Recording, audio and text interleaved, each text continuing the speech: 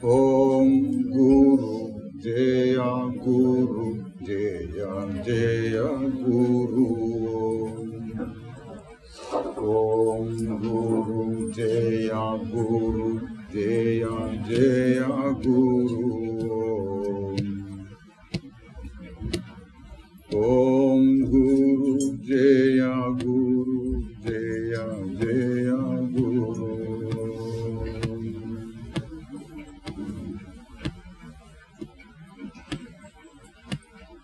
ఓం గురు జయ గురు జయ జయ గురు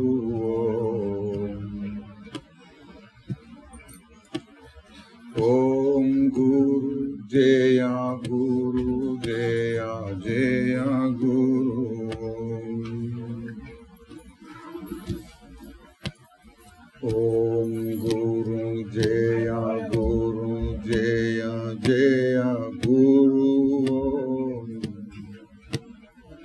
ఓం గురు జయ గురు జయ జయ గురు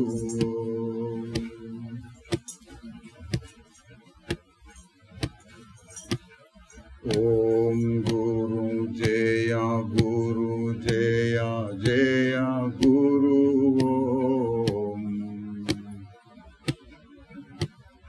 ఓం గురు జయ గురు జయ జయ గురు ఓం గురు జయ గురు జయ జయ గురు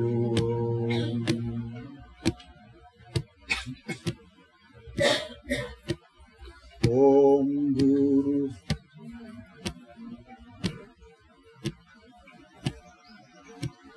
జయ గురు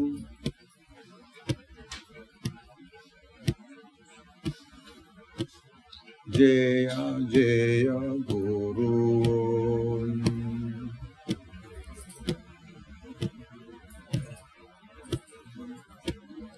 ఓం గురు జయ గురు జయ జయ గురు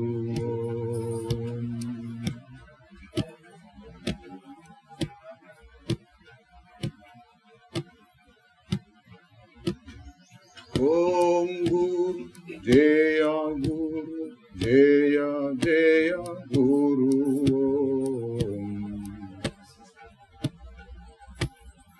ఓం గురు జయ గురు జయ జయ గురు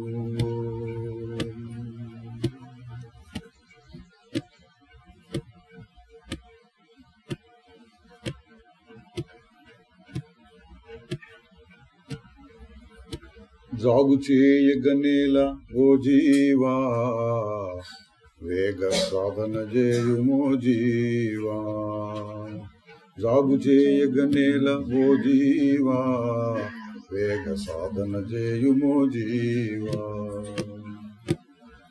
ఇంటి అందున్న పెద్ద నిధి ఉన్నదని తెలుప వెంట వెంటనే త్రవ్వి వెలిదీయబోవా నీయందునే బ్రహ్మ సుఖమున్నదని తెలుపా నిష్టతో దానికై శోధింపలేవా నీయందునే బ్రహ్మ సుఖమున్నదని తెలుప నిష్టతో దానికై శోధింపలేవా జాగు చేయగనేలా ఓ జీవా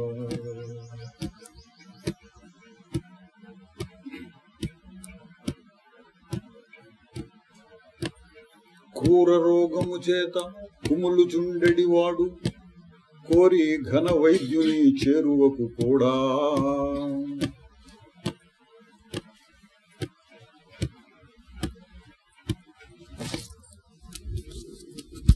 సంసార దుఃఖమున సతమతంబగు నీవు సత్వరమే సద్గురుని చేరంగలేవా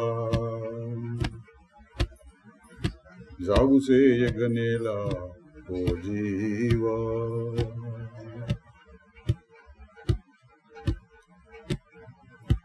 శత్రు బాధల చేత తల్లడిల్లెడువాడు సరగుణ మిత్రులను దరిజేరబోడా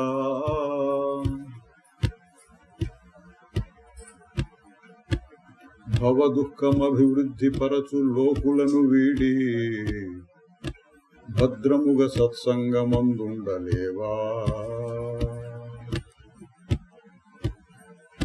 జాగుసేయగనేలా ఓ జీవా.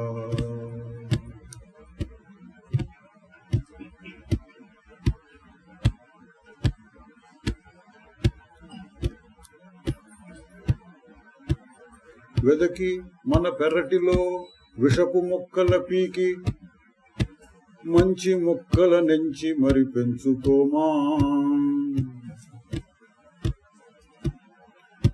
మనలోనే ఉన్నట్టి మలినంబు పోగొట్టి సద్వాసనల పెంచు శ్రమ చేయలేమా. సాగు చేయగనేలా ఓ జీవా.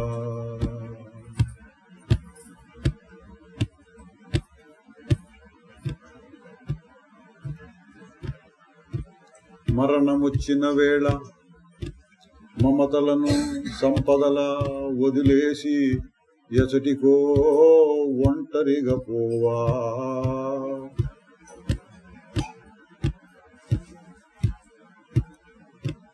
అన్నిటినీ ఇప్పుడే త్యాగంబు చేసినచో పరమ పదమును చేరు భాగ్యము రాదా. జాగుసేయగనేలా ఓ జీవా. వేగ సాధన చేయుము ఓ జీవా. జాగుసేయగనేలా ఓ జీవా.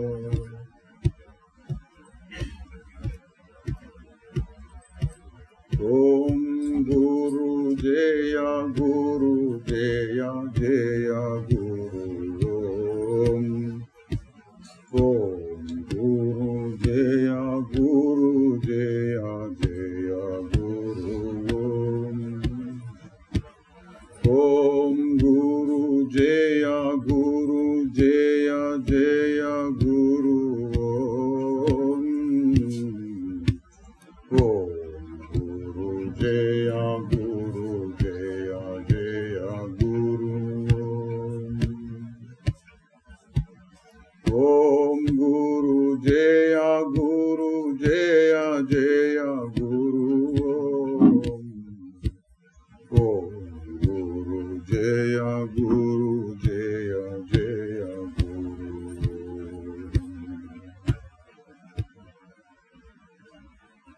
ఎందెందో తిరిగేవు ఎంతెంతో వెదకేవు నీ యందే ఉన్నదే మనసా.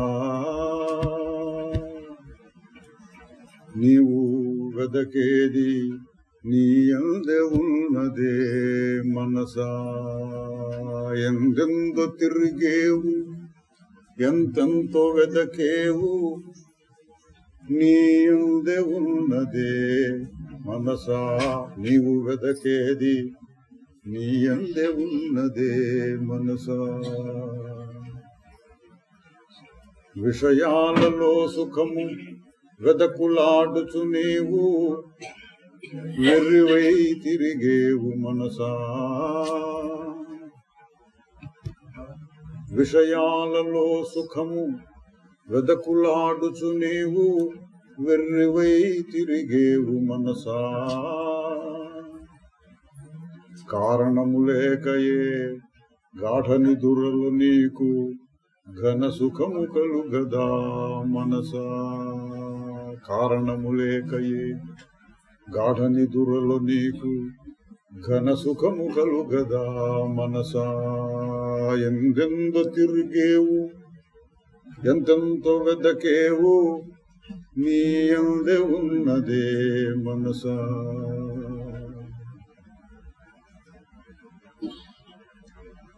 నేను నేనంటావు నాది నాదంటావు నేనెవరో చూడవే మనసా. నేను నేనంటావు నాది నాదంటావు నేనెవరో చూడవే మనసా. నిన్ను నీవు తెలియక నిఖిలమ్ము పొందినా నిశ్చింత కలుగదే మనసా. నిన్ను నీవు తెలియక నిఖిలమ్ము పొందినా నిశ్చింత కలుగదే మనసా.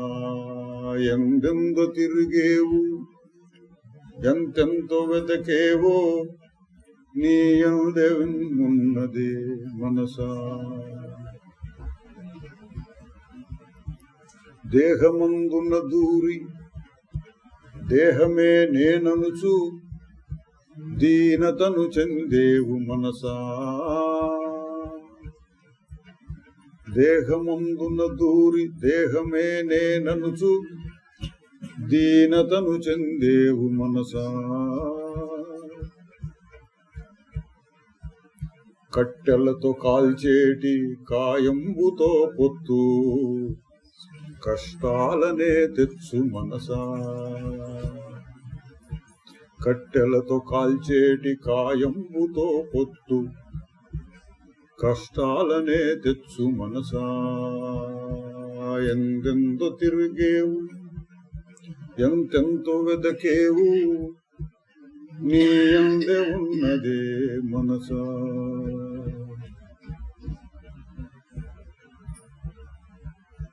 ఏదో చేయాలంచు ఏదో పొందాలంచు ఎందుకే తాపంబు మనసా.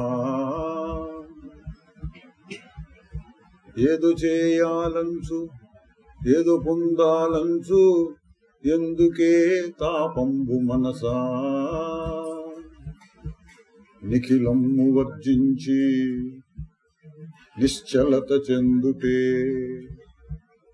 నిజమైన సుఖమౌను మనసా. నిఖిలమ్ము వర్జించి నిశ్చలత చెందుటే నిజమైన సుఖమౌను మనసా. ఎందెందో తిరిగేవు ఎంతెంతో వెదకేవు నీ యందే ఉన్నదే మనసా. నీవు వెదకేది నీ యందే ఉన్నదే మనసా. ఓం గురు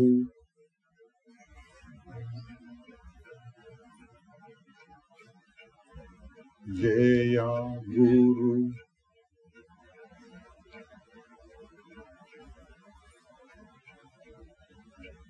జయ జయ గురు.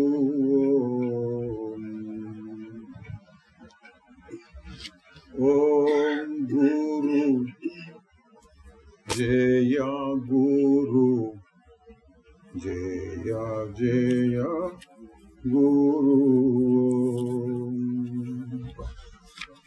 ఓం గురు జయ గురు జయ జయ గురు.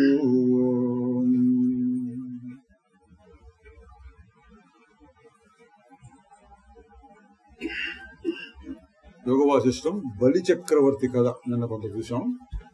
అందులో సారాంశం ఏంటి? 3 కోట్ల సంవత్సరాలు పరిపాలించాడు 3 లోకాలని.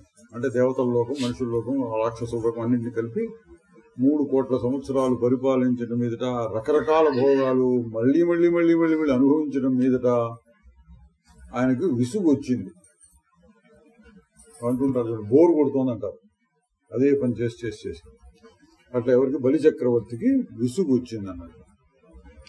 మళ్ళీ మళ్ళీ అవే భోగాలు, మళ్ళీ మళ్ళీ అదే కాలక్షేపం, మళ్ళీ మళ్ళీ అదే బతుకు, ఏంటిది అని విసుగొచ్చి ఆలోచించడం మొదలుపెట్టాడు. చిన్నప్పుడు తనకు తండ్రి ఏదో కొద్ది ఉపదేశం చేస్తే గుర్తొచ్చింది. అది ఇంకా బాగా అర్థం కావాలని గురువు అయినటువంటి శుక్రాచార్యుల వారిని ధ్యానిస్తే ఆయన ప్రత్యక్షమైనాడు. బలి చక్రవర్తి ఎదురకుండా ఏమన్నాడు? నాకు ఇప్పుడు టైం లేదు అన్నాడు. అయినా నువ్వు అడిగావు కాబట్టి చెప్పకుండా వెళ్ళటం బాగుండదు కాబట్టి క్లుప్తంగా చెప్తాను విను అని చెప్పాడు. ఏం చెప్పాడు? చిత్తే ఇక్కడ ఉన్నది. చిత్ అంటే చైతన్యము మాత్రమే ఇక్కడ ఉన్నది. ఇదంతా చిత్ మాత్రమే అయి ఉన్నది. ఇదంతా చిత్తుతో తయారైనదే. నీవు చిత్తే నేను చిత్తే లోకాలన్నీ చైతన్యమే. చిత్తు అన్న చైతన్యమేనండి. వాడు చిత్తు అయిపోయినాడు అట్లా అర్థం పడుతుంది. అది కాదు, అంతా చైతన్యం చైతన్యం చైతన్యం చైతన్యం చైతన్యం. ప్రపంచం మొత్తానికి ఏదైనా ఆధారం అండి. ఎక్కడి నుంచి ఇవన్నీ వస్తున్నాయి అంటే పూర్వం చెప్పారు పంచభూతాల నుంచి వస్తుందండి. భగవంతుల నుంచి ఆకాశం, ఆకాశం నుంచి వాయువు ఎట్లా వచ్చి అన్ని ఒకదాన్ని ఒకటి కలిసి రకరకాల పదార్థాలు తయారైనవి అని. ఇప్పుడు సైన్స్ లో అణువులు అని చెప్తున్నారు, యాటమ్స్ కలిసి తిరుగుతున్నాను. పూర్వం కూడా ఉండేది అణువాదము అని ఉండేది. తార్కికులు నైయాయికులు అనేవాళ్ళు వాళ్ళ పేరు. అణువులు 2 అణువులు 3 అణువులు రకరకాల అణువులు కలిసి ప్రపంచం తయారవుతోంది అని చెప్పేవాళ్ళు. వేదాంత మతంలో ఏంటంటే ఇదంతా ఎక్కడి నుంచి తయారవుతోంది అంటే చైతన్యములో నుంచి తయారవుతోంది అన్నారు. తయారు కావడానికి ఏంటి పదార్థం? ఒక అణువు ఇక్కడి నుంచి ఒక అణువు ఇక్కడి నుంచి తీసుకుని కొత్తది కలిపి ఇంకొత్తది తయారు చేయడం. ఇక భూమిలో ఒక గింజ చేస్తే అందులోంచి ఒక మొక్క వచ్చి అందులోంచి మళ్ళీ పూలు కాయలు మళ్ళీ విత్తనాలు రావడం, ఇట్లా తయారు చేయటం కాదు క్రమ సృష్టి. దీన్ని క్రమ సృష్టి అంటాడు. అది బ్రహ్మదేవుడు ఉన్నాడు, బ్రహ్మదేవుడు ముందు దీన్ని సృష్టి చేశాడు, తర్వాత దీన్ని సృష్టి చేశాడు, వాళ్ళు మళ్ళీ సృష్టి చేయడం మొదలు పెట్టారు. అదొక రకంగా చెప్పడం అయితే,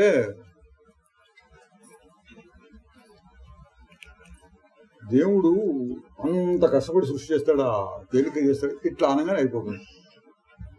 ఇది కూడా ఉంది. చిటికలో బ్రహ్మాండాలన్నీ సృష్టి చేస్తాడు, మళ్ళీ చిటికలో అన్నింటినీ నాశనం చేస్తుంటాడు. దానికి పోలిక, ఉపమానం, దృష్టాంతం ఏమైనా ఉన్నదా అంటే కళ. మనకు ఉన్నటువంటి కళ. కళలో కూడా సృష్టి ఇట్లా చిటికేసినట్టుగా జరిగిపోతుంది. కళలో ఏం సృష్టి జరుగుతుందంటే ఏదైనా సృష్టి జరగచ్చు. ఇక్కడ ఎటువంటి విశ్వం ఉన్నదో అక్కడ కూడా అటువంటి విశ్వం తయారు కావచ్చు, ఇంకా అంతకంటే మంచి తయారు కావచ్చు. ఊహే కాదంతా. ఎక్కడి నుంచి తయారవుతోంది? కళలో ఉన్నటువంటి విశ్వము, ఆ పదార్థములు ఎక్కడ నుండి తయారవుతున్నాయి అంటే బాగా ఆలోచించి అది రాకముందు ఏది ఉందో అదే అన్నాడు. కళ రాకముందు ఏది ఉంది?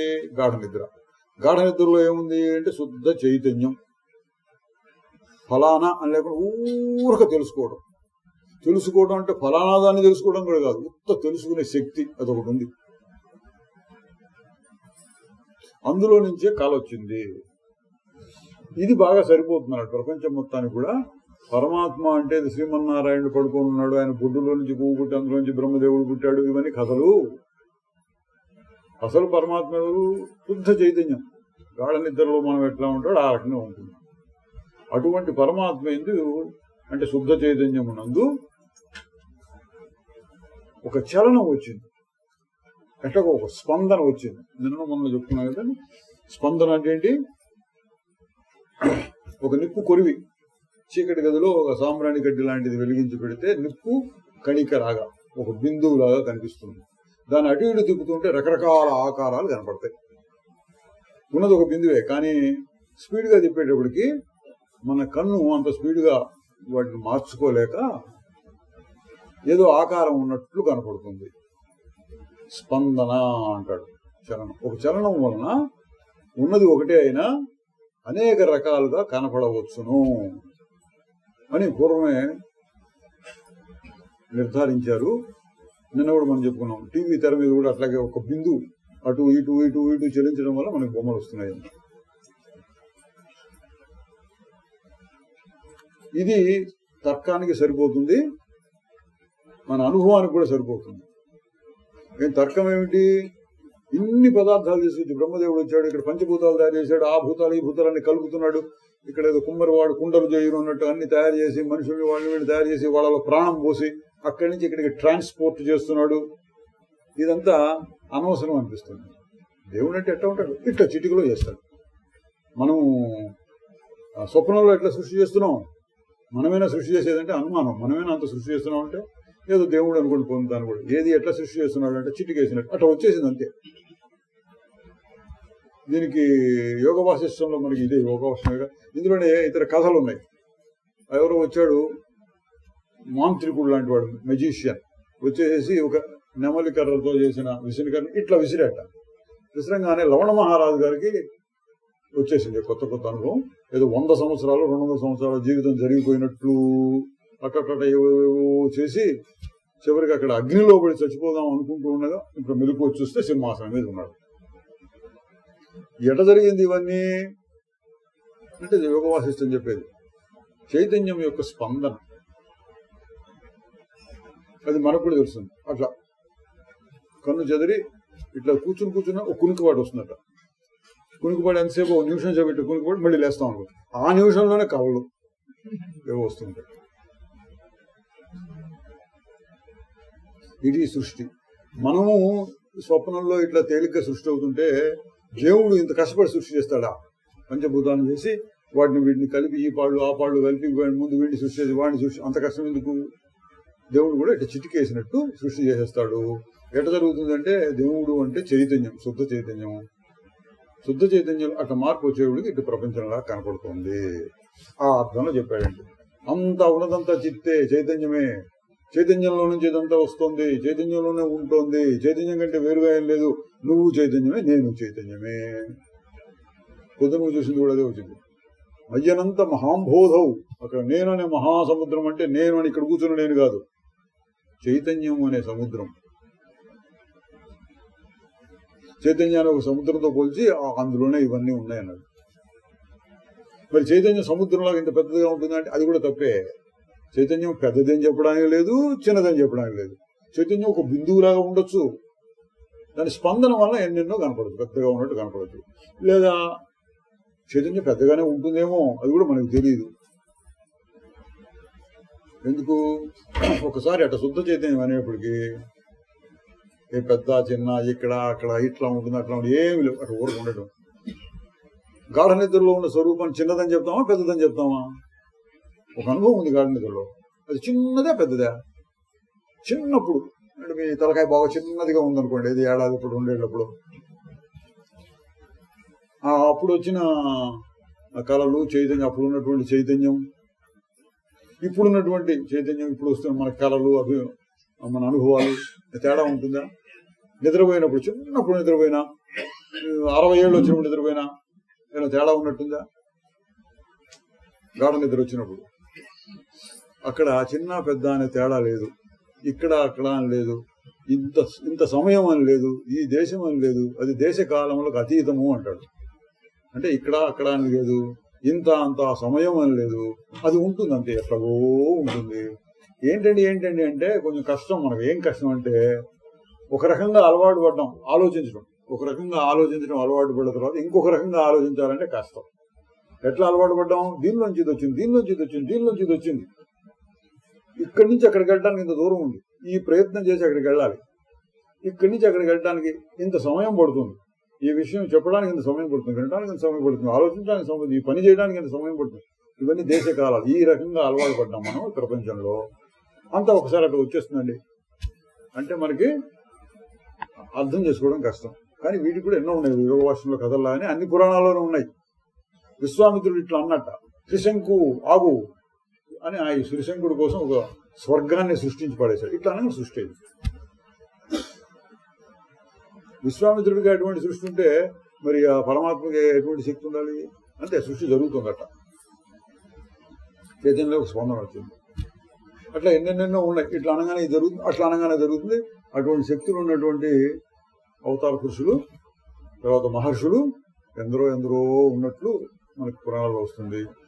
మనకు రుజువు ఏంటంటే, మనకు బాగా తెలిసిన రుజువు స్వప్నం, కళలో మనం ఎట్లా సృష్టి చేస్తున్నామో మనకే తెలియదు. రకరకాల సృష్టి వస్తాం.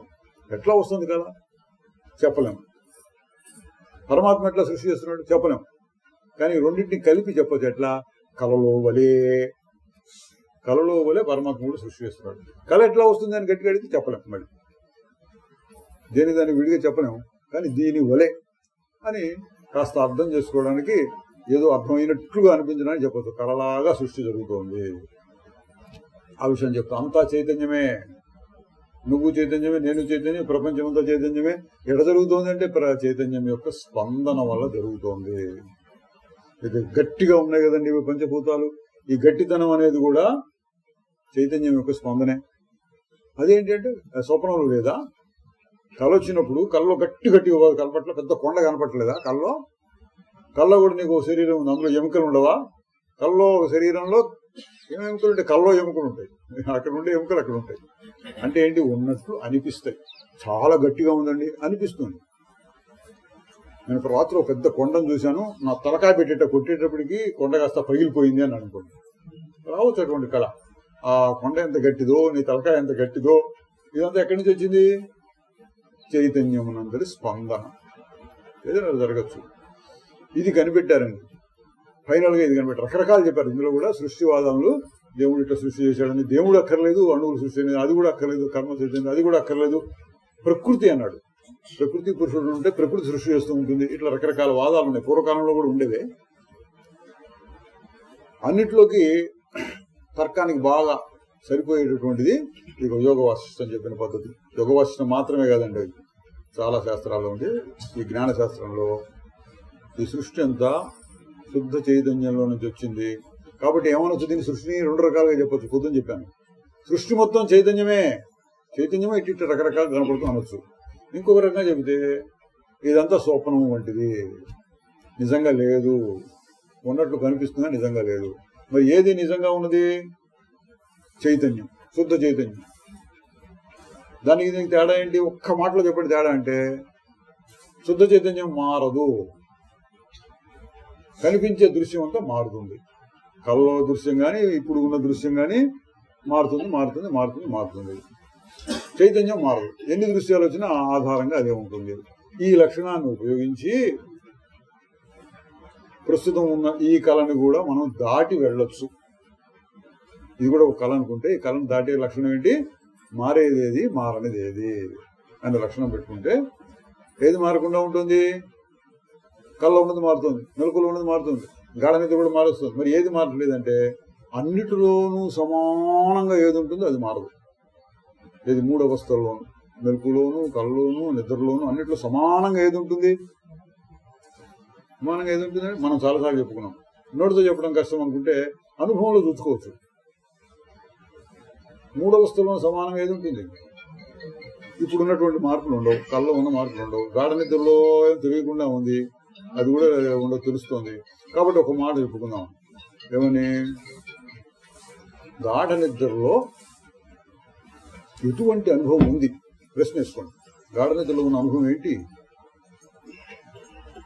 గుర్తు తెచ్చుకోండి. నోటితో చెప్పాలని ప్రయత్నం చేయొద్దు.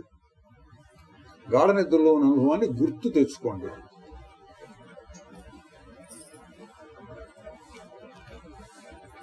ఇప్పుడు మీ ఇల్లు ఎక్కడ ఉంటుందండి? ఏ ఊరండి? మీ ఇల్లుకి ఏ రంగు గేట్ ఉంటుందండి? మీ దొడ్లో ఏ చెట్లు ఉన్నాయండి? ఇట్లా అడిగారు అనుకోండి, గుర్తొస్తే కానీ మనకి. అట్లాగే రాత్రి నిద్రపోయినప్పుడు మీరు ఎటువంటి అనుభవాన్ని పొందారండి అన్నాం అనుకో, గుర్తొస్తుంది కదా, గుర్తు తెచ్చుకోండి. గాఢ నిద్రలో ఎట్లా ఉన్నారు?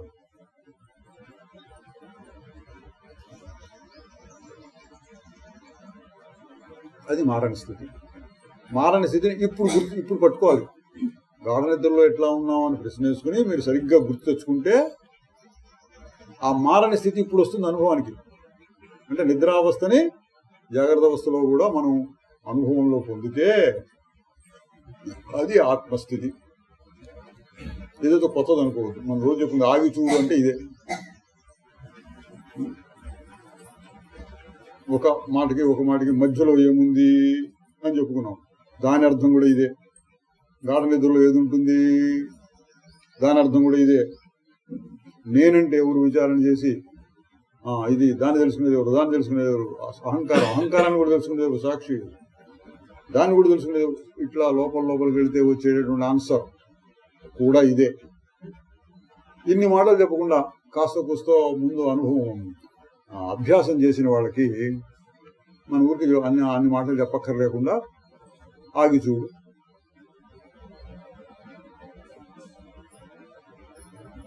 ఎట్లా ఆగటం తెలియటలేదని ఎవరిని అడిగితే ఇవి చెప్పొచ్చు. ఆ గాఢ నిద్రలో ఎట్లా ఉంటావో గుర్తు తెచ్చుకో అంటే ఆగిపోయింది మనసు. ఎందుకు? గాఢ నిద్రలో ఏం లేదు, దాన్ని గుర్తు తెచ్చుకోవడం మొదలుపెట్టినప్పుడు లేకుండా పోయింది. అయితే రెండు ఆలోచనల మధ్యలో ఏముంది గుర్తు తెచ్చుకో అన్న ఇదే సమాధానం వస్తుంది. ఇంకా ఎన్నో రకాలుగా దాని సమాధానం పొందొచ్చు.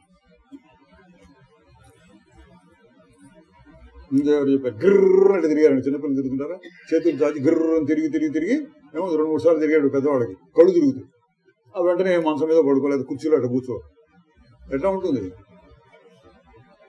ఆగిపోతుంది, మనసు పనిచేయదు. ఇటువంటివి కూడా కొంత చెప్తుంటారు. అదే రకరకాల టెక్నిక్స్ ఉన్నాయండి. అన్నీ మనకి ప్రాణాయామం చేస్తుంటారు. అదొకటి ప్రాణాయామం చేసి యోగులు గట్టిగా గాలిని బంధిస్తే మనసు ఆగిపోతుంది. జ్ఞానయోగానికి సంబంధించి మనకి 2-3 చెప్పుకున్నాం చాలు. నేనెవరు విచారణ, గాఢ నిద్రలో ఎట్లా ఉంటాను నేను అని ప్రశ్న వేసుకుని గుర్తు తెచ్చుకోవడం, ఒక సంకల్పానికి ఇంకొక సంకల్పానికి మధ్యలో ఏముంటుంది సంధి స్థితి, ఆ విరామంలో ఏముంటుంది ఆగి చూడు, ఇట్లా చెప్పుకుంటాం. ఏ రూట్ లో వెళ్ళినా అదే వస్తుందండి, ఎందుకంటే అన్నిటికీ అదే ఆధారం కాబట్టి ప్రశ్నలో ఏది మారకుండా ఉంది.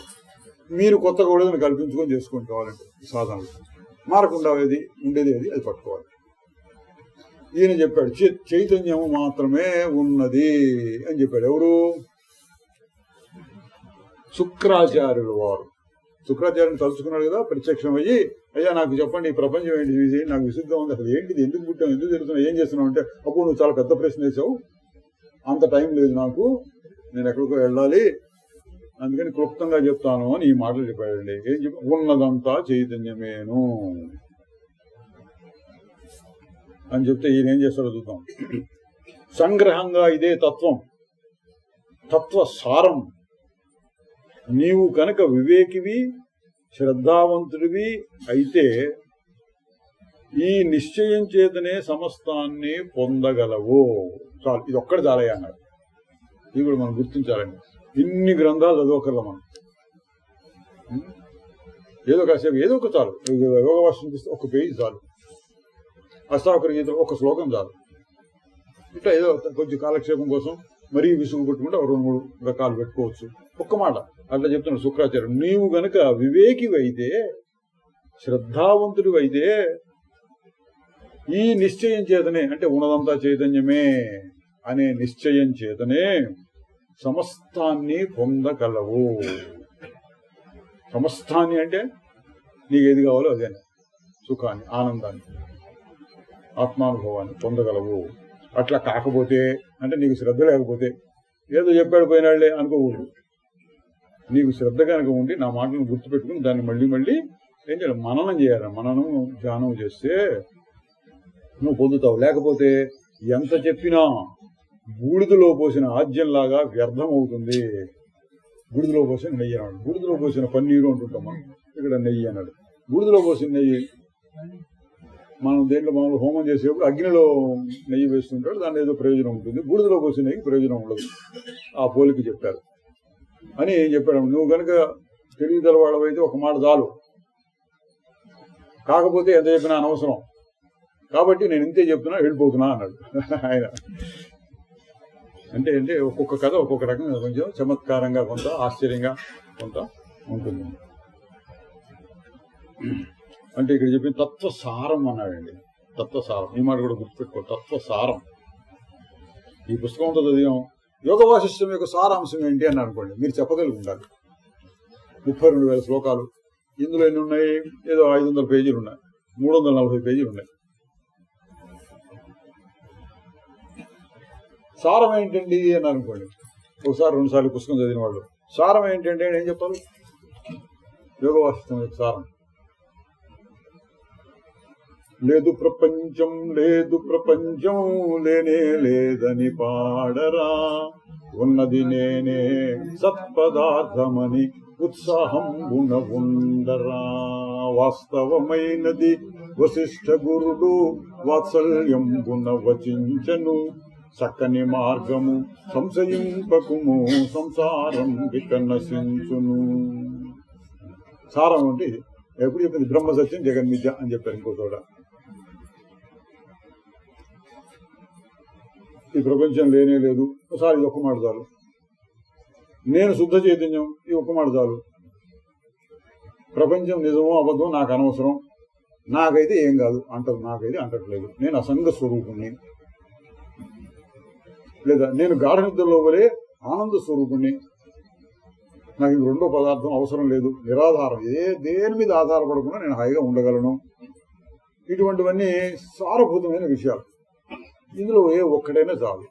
ఇక్కడ చెప్పిన ఒకటేంటి, అంతా చైతన్యమే, ఇది ఒక్కడైనా చాలు అన్నారు.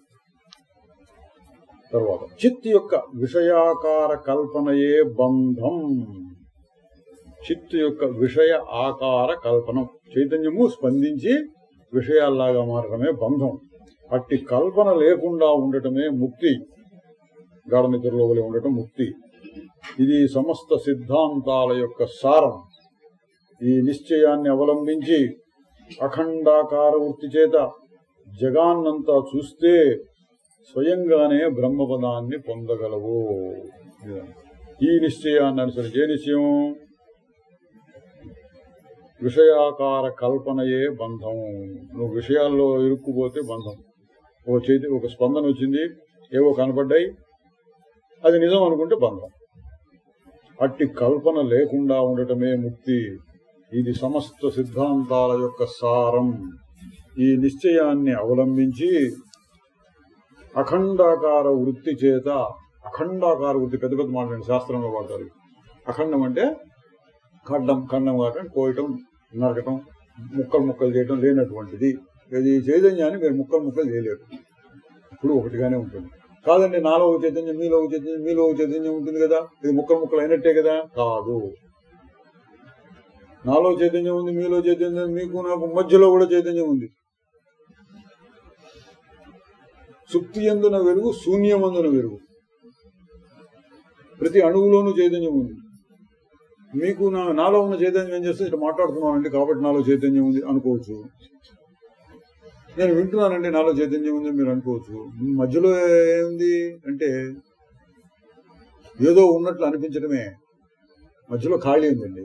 ఖాళీ ఉన్నట్లు అనిపించడం, నిజానికి అదే ముఖ్యం అండి. నువ్వు నేను ఇద్దరు ఉండాలంటే ముందు ఒక ఖాళీ ఉండాలి. ఖాళీ ఉంటే కదా సరుకులు నింపడం. ముందు ఒక ఖాళీని సృష్టి చేసి, అదే ఆకాశం మొట్టమొదటి సృష్టి అయిందంటాడు. ముందు ఒక ఖాళీని సృష్టి చేసి ఆ ఖాళీలో అన్ని నింపుతున్నట్ట సృష్టి. అట్లా ఖాళీ కూడా సృష్టింపబడింది ఎట్లా? చైతన్యంలోనే. అందుకని ఖాళీ అనేది కూడా చైతన్యమే. మళ్ళీ ఇటువంటి అర్థం కావాలంటే కళ దగ్గరికి వెళ్ళాలి. కళ్ళలో ఇద్దరు మనుషులు కూర్చొని మాట్లాడుతున్నారు అనుకోండి. ఆ ఇద్దరు మనుషులు ఎక్కడి నుంచి వచ్చారు అంటే చైతన్యం నందు వచ్చిన ఒక స్పందన. ఇక్కడ ఒక మనిషి, అక్కడ ఒక మనిషి, ఇద్దరు మాట్లాడుకుంటున్నారు. ఆ ఇద్దరు మధ్యలో ఏముంది? ఖాళీ, ఆకాశం. అది ఎక్కడ సృష్టి అయింది? ఇద్దరు మనుషులు మాత్రమే సృష్టి అయ్యారు. ఆ ఇద్దరు మనుషుల మధ్యలో ఉన్నటువంటి ఖాళీ ఎక్కడి నుంచి వచ్చింది తెలియదు అనకూడదు, అది కూడా సృష్టి. ఇక్కడో మనిషి, అక్కడో మనిషి, వాళ్ళిద్దరి మధ్యలో ఖాళీ ఉంది, అది కూడా సృష్టి అయింది కళ్ళలోనే. అంటే ఖాళీ కూడా ఒక రకమైన సృష్టి జరుగుతోంది. అది అన్నమాట ఆకాశం సృష్టి కావడం అంటే. అది దాన్ని ఈ విధంగా కల్పించుకుని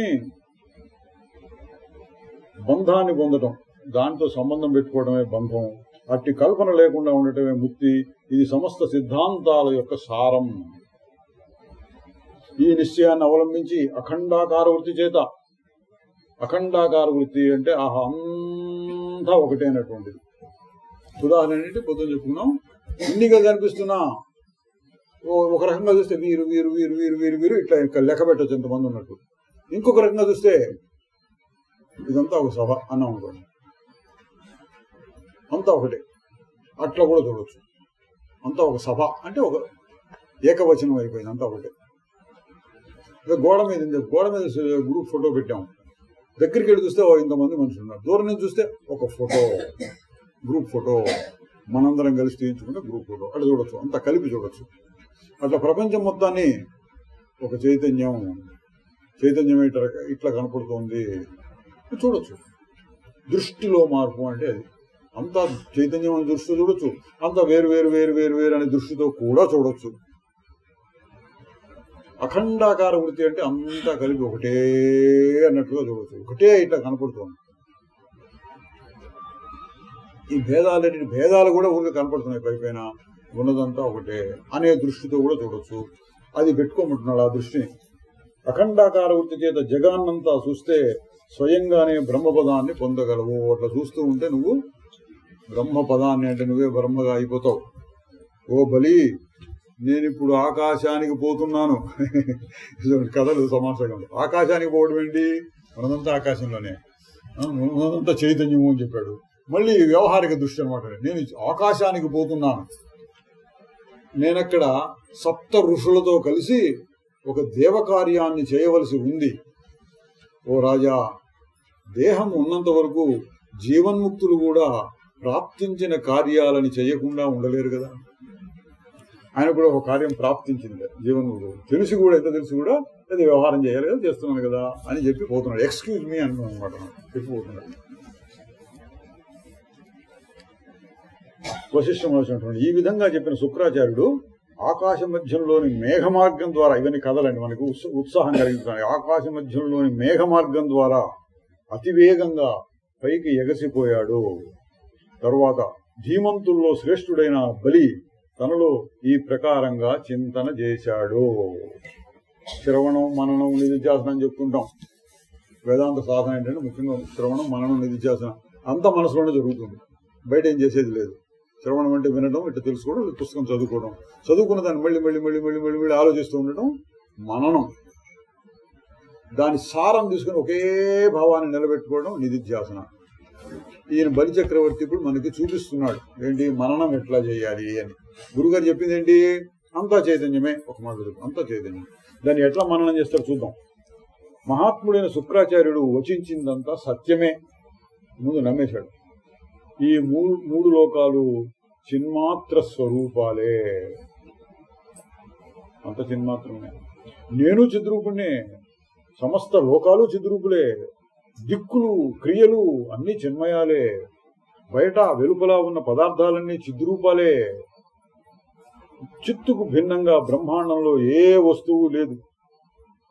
లోకాన్ని సూర్యుడులాగా అన్నిటినీ ప్రకాశింపజేయాల్సింది చైతన్యమే కదా. ఇది ఒక ఉదాహరణ. సూర్యుడి యొక్క వెలుతురే అంతటా ఉన్నది. మనం ఎవరిని చూస్తున్నారండి మీరు అన్నారనుకోండి, వీరు వీరు వీరు వీరు వీరు ఇది ఇది ఇది పదార్థాలు చెప్తాం. ఇంకో విధంగా చెబితే ఎవరిని చూస్తున్నారు మీరంటే వెలుతురుని చూస్తున్నాం. వెలుతురులో ఏది కనపడగా, సూర్యుని యొక్క వెలుతురు గోడ మీద పడితే గోడ కనిపిస్తుంది, కిటికీ మీద పడితే కిటికీ కనిపిస్తుంది, మనిషి మీద పడితే మనిషి కనపడతారు, ఆ చెట్టు మీద పడితే చెట్టు కనపడతారు. ఖచ్చితంగా చెప్పాలండి, ఇదేని చూస్తున్నట్టు మీరు కన్ను చూడగలిగింది కాంతి, వెలుతురుని చూస్తుంది. మరి పదార్థాలు మనస్సు కల్పిస్తుంది. కాంతి ఒక రకంగా వస్తే ఇది ఫలానా ఫలానా గుర్తుపడిన లోపల మనస్సు చేసే పని. అసలు మన కంటికి కనిపించేది ఏంటి? వెలుతురు. వెలుతురు లేకపోతే ఇది కనపడదు. ఆ ఉదాహరణ చెప్పారండి. లోకాన్ని సూర్యుడిలాగా అన్నిటినీ ప్రకాశింపజేయాల్సింది చైతన్యమే కదా. ఉదాహరణలో సూర్యుడి యొక్క వెలుతురు కూడా ఇదాన్ని కనపడుతున్నాయి అనుకోండి. ఈ సందర్భంలో చైతన్యం గురించి చెప్పుకుంటే దేన్ని ప్రకాశింపజేయాలన్నా చైతన్యం కావాలి, తెలుసుకునే శక్తి కావాలి, తెలివి శక్తి. ఫలానా అన్న శక్తి తెలుసుకోవాలి, ఫలానా అనక ముందు కూడా తెలివి శక్తి కావాలి. ఏదో కనపడుతోంది అంటే గ్రూప్ ఫోటోలో కనపడుతుంది, తెలివి కావాలి దానికి. ఫలానా ఫలానా ఫలానా అంటానికి కూడా తెలివి కావాలి, ఏం చేసినా తెలివి కావాలి. మనస్సు తెలివి కావాలి, ఇంద్రియాలకు తెలివి కావాలి, ప్రతి అణువులోనూ తెలివి కావాలి.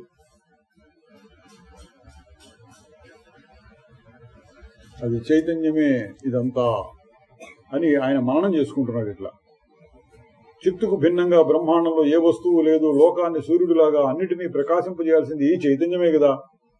అట్లాగే పృథివిని అంటే భూమిని భూమి రూపంలోను, జలాన్ని జల రూపంలోను, దిక్కుల్ని, పర్వతాలని, ఆకాశాన్ని, శరీరాన్ని చైతన్యమే మాయా రూపంలో ప్రకాశింపజేయకపోతే వాటికి ఉనికి ఎక్కడా? చైతన్యం లేకపోతే ఏది నిలబడదు. ఇందా చెప్పుకున్నా అన్ని చైతన్యంతో తయారవుతున్నాయి.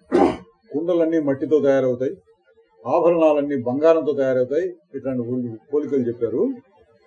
ఈ ప్రపంచమంతా దేంతో తయారైంది అంటే చైతన్యంతో తయారైంది.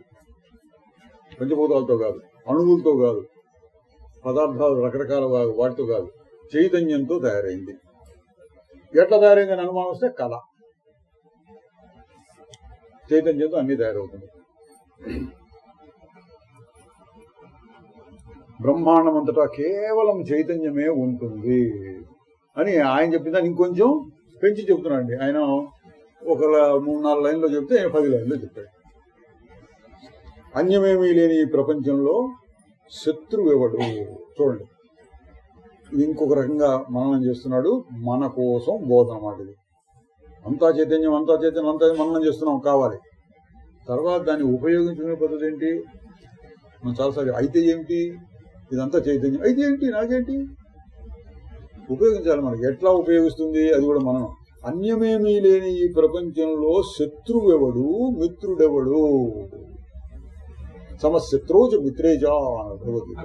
శత్రువులు మిత్రువులు ఇద్దరు ఎందును సమదృష్టితో ఉంటాడు. ఎట్లా సమదృష్టి అంటే ఇది. అందులో అన్నింటిలోనూ పరమాత్మ ఉన్నాడు. పరమాత్మ దేవుడు అని మామూలు సామాన్యంగా చెప్పే మాటలు. ఇట్లా తర్కం ప్రకారంగా చెప్తే అన్నిట్లో ఉన్నది చైతన్యం, చైతన్యమే దేవుడు.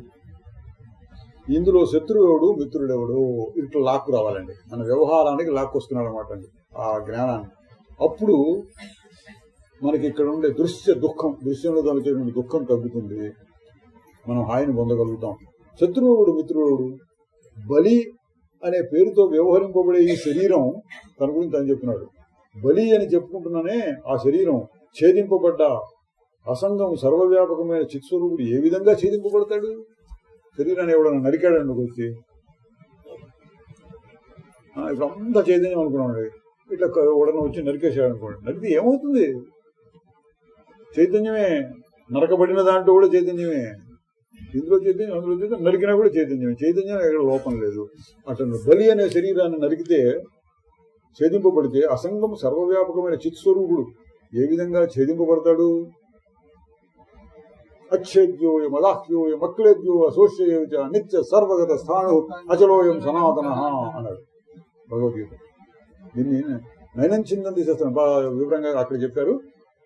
అదే విషయాన్ని ఇంకా వివరంగా ఇక్కడ చెప్తున్నారు. ఏ విధంగా ఛేదింపబడతాడు చూడండి. అంటే ఏంటి? నాకేదో జరుగుతుంది ఈ ప్రపంచంలో, నేను చచ్చిపోతాను, ఎవడో వచ్చి నన్ను ఏదో చేస్తాడు, ఇటువంటి భయాలు కూడా తీసేయడానికి ఈ మననం కావాలి. దీన్ని ఏమంటారు? మనకి ఉపయోగించుకోవడం, ఆచరణలో ఉపయోగించుకోవడం, ఆచరణకి అన్వయించడం. ఇంగ్లీష్లో అప్లికేషన్ అంటున్నారు. జ్ఞానాన్ని ప్రపంచానికి, ప్రపంచ వ్యవహారానికి అప్లై చేయడం, అన్వయించుకోవడం. ఎట్లా అన్వయించుకుంటే శత్రువుడు మిత్రుడు. ఈ శరీరం ఛేదింపబడ్డా చిత్స్వరూపం ఏమైనా అవుతుందా? ఛేదింపబడదు కదా. చిత్తు చేత ప్రకాశింపబడినప్పుడే ద్వేషం కనిపిస్తుంది. ద్వేషం ద్వేష రూపంలో భాషిస్తుంది. కనుక రాగద్వేషాలను కలిగించే భావ అభావ పదార్థాలన్నీ కూడా చైతన్యానికి అధీనం అవటం చేత చిద్రూపాలే అవుతాయి. లోకంలో మంచి చెడు కనిపిస్తుంది కదా అంటే, మంచి అనేది కూడా చైతన్యమే, చెడు అనేది కూడా చైతన్యమే. అంటే ఏ దృష్టితో? కొంచెం కింది దృష్టి, కింది లెవెల్ శరీర దృష్టితో, నేను బలిని అన్న దృష్టితో ఆలోచించబట్టి ఇది మంచి, ఇది చెడు, రాగం ద్వేషం కనబడుతుంది. ఈయనంటాడు అదే బలి పై స్థితిలో ఆలోచిస్తున్నాడు. మరి ఈ రాగద్వేషాలు కూడా చైతన్యమేగా అనుకుంటున్నాడు. ఆయన తెలిసే రాగద్వేషాలు ఉన్నాయనుకోండి, ఈ రాగద్వేషాలు కూడా చైతన్యమే కదా అనుకుంటున్నాడు. మననం చేసే పద్ధతి. ఆయనకు అనుభవం ఉండి చెప్తున్నాడా అంటే ఇంకా అనుభవం ఉన్నట్టు కాదు. గురుగారి మాటలు విన్నాడు, ఈయన మననం చేసుకుంటున్నాడు. అంటే అనుభవం లేకపోయినా నమ్మకంతో ఈ విధంగా భావన చేయవచ్చు.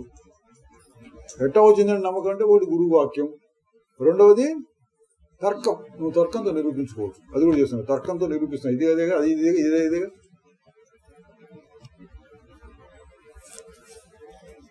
కనుక రాగద్వేషాలను కలిగించే భావ అభావ పదార్థాలు కూడా అన్ని చైతన్యమే, చిద్రూపాలే.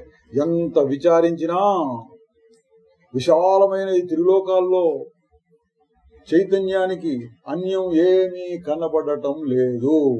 చాలా విచారించండి. నేను రెండో పదార్థం దొరుకుతుందేమో చూస్తే, ఎంతసేపు చూసినా చైతన్యమే కనపడుతుంది, ఎక్కడ చూసినా చైతన్యమే, రెండో పదార్థం కనపడలేదు. ఇదంతా ఏంటంటే కవిత్వంతో వర్ణన అండి. ఆశ్చర్యంగా మనకి మనస్సును ఆకట్టుకునే విధంగా చెప్పే కథలు అన్నమాట ఇవి. ఎంత విచారించినా విశాలమైన ఈ మూడు లోకాల్లోనూ చైతన్యానికి అన్యమేమీ కనపడటం లేదు. కనుక చిన్మాత్ర రూపండైన నాకు రాగం గాని, ద్వేషం గాని, మనస్సు గాని, మనో వృత్తి గాని ఏవీ లేవు. ఇక్కడికి తీసుకొచ్చాయండి. ఇది యోగ వాసిష్టం గొప్పదనం. ఇది సిద్ధాంతాలు చెప్పి వదిలేసే ఉంటాయి కొన్ని. అంతసేపు మహావాక్యం, వాక్య వృత్తి, నువ్వంటే ఎవరు, నేనంటే ఎవరు, రెండింటికి ఏ విధంగా అయిపోతుంది, జహదహల లెక్కన, ఇది చాలా ఉన్నాయి లేదు. పంచే భ్రమలు, ఇవన్నీ ఏమిటి, ఇట్లాంటి చెప్పే శాస్త్రం ఉంది, పెద్ద శాస్త్రాలు. యోగ వాసిష్టం అటు చెప్పాలి. అవన్నీ చెప్పకుండా సింపుల్గా ఎటు చెప్తున్నారు, అంతా చైతన్యమే అని చెప్పి ఊరుకోకుండా రాగద్వేషాలు ఎక్కడుంటాయి ఇంకా అంతా చైతన్యం అయితే అంటున్నాడు. ఇది మనకి అన్వయించుకోవాల్సిన విషయం. కనుక చిన్మాత్ర రూపుండైన నాకు రాగం గాని, ద్వేషం గాని, మనస్సు గాని, మనోవృత్తి గాని ఏవీ లేవు. మనకున్నాయా లేవా అంటే అప్పుడప్పుడు వస్తూ ఉంటాయని అనుకోండి. ఇట్లా ఆలోచించాలి. రాగద్వేషాలు మీకు తెలియబడుతూ ఉండొచ్చు, ఉంటాయి, మనలో ఉంటాయి, లేవంటానికి లేదు, ఉంటాయి. ఉన్నప్పుడు ఎట్లా ఆలోచించాలి, ఇట్లా ఆలోచించాలి. ఎట్లా? చిన్మాత్ర రూపుండైన నాకు అనుభవంలో చూసుకున్నా సరే, లేక నమ్మకంతో అయినా సరే, చిన్మాత్ర చైతన్యం మాత్రమే నేను. నాకు రాగం గాని, ద్వేషం గాని, మనసు గాని, మనోవృత్తి గాని ఏవీ లేవు. నాకు రాగం లేదు, నాకు ద్వేషం లేదు. ఇదే ఇంత ముందే కదా వాడి మీద అంత పెద్ద ఎగిరేవో కోపం వచ్చింది అంటే ఏముండాలి? నాకు లేవు, నేను చిన్మాత్ర రూపుణ్ణి. కోపం వచ్చింది కదా, కోపం వచ్చి ఎక్కడి నుంచి వచ్చింది? అది కూడా చైతన్యమే. వాడొచ్చి నిన్ను తంతే, నువ్వు వాడి మీద తిట్టావనుకో, వాడు వచ్చి తన్నాడు అనుకోండి, ఏమవుతుంది? అదే అది చైతన్యమే. వాడు చైతన్యమే, నేను చైతన్యమే, రాగము చైతన్యమే, ద్వేషము చైతన్యమే. అది అఖండాకార వృత్తి అంటే అది. ఏది కనపడ్డా, ఏది కనపడ్డా, అసలు ఏం కనపడకుండా అట్లా అయిపోతాడు, రాయిలాగా రప్పలాగా, అదొక దృష్టి. అట్లా కాదు, అన్నీ కనపడుతూ ఉన్నా మన దృష్టిలో అంతా అదే, అంతా అదే, అంతా అదే అనుకుంటూ ఉండటం. ఇక్కడ 10 మంది పిల్లలు కనపడ్డారు అనుకోండి, వాడు వీడు వీడు వీడు ఫలానా ఫలానా పేరు పెట్టి చూస్తుంటాం, అదొక పద్ధతి. వీళ్ళందరూ వాళ్ళేనండి, వాడు పెద్ద కుటుంబం అన్నాం అనుకోండి, ఒక కుటుంబం కిందకి వచ్చేస్తారు అందరూ. వీళ్ళందరూ ఆ కుటుంబం వాళ్ళు అయిపోయింది. మనం ఏదో అమెరికా వెళ్ళామనుకోండి, అమెరికాలో మన నాన్న 10 మంది నుంచి మాట్లాడి వీళ్ళందరూ ఇండియన్స్ అండి అంటారు. మన అందరిని చూసి అందరు కలిపి ఒక గుంపు అనమాట, భారతీయులు కలిపి చూడొచ్చు. అట్లా ఇక్కడ నీకు ఏది వస్తున్నా సరే, రాగము, ద్వేషము, రకరకాల వ్యవహారాలు, మన శత్రువు, మన మిత్రుడు, మనం వాడిని కొట్టడం, వాడు మన కొట్టడం, ఖండింపు కొట్టడం, ఏవో చెప్పారు, అవన్నీ కూడా అందరూ ఇండియన్స్ అన్నట్టు అందరూ చైతన్యమే, అంతా చైతన్యమే. ఈ దృష్టి రావాలి.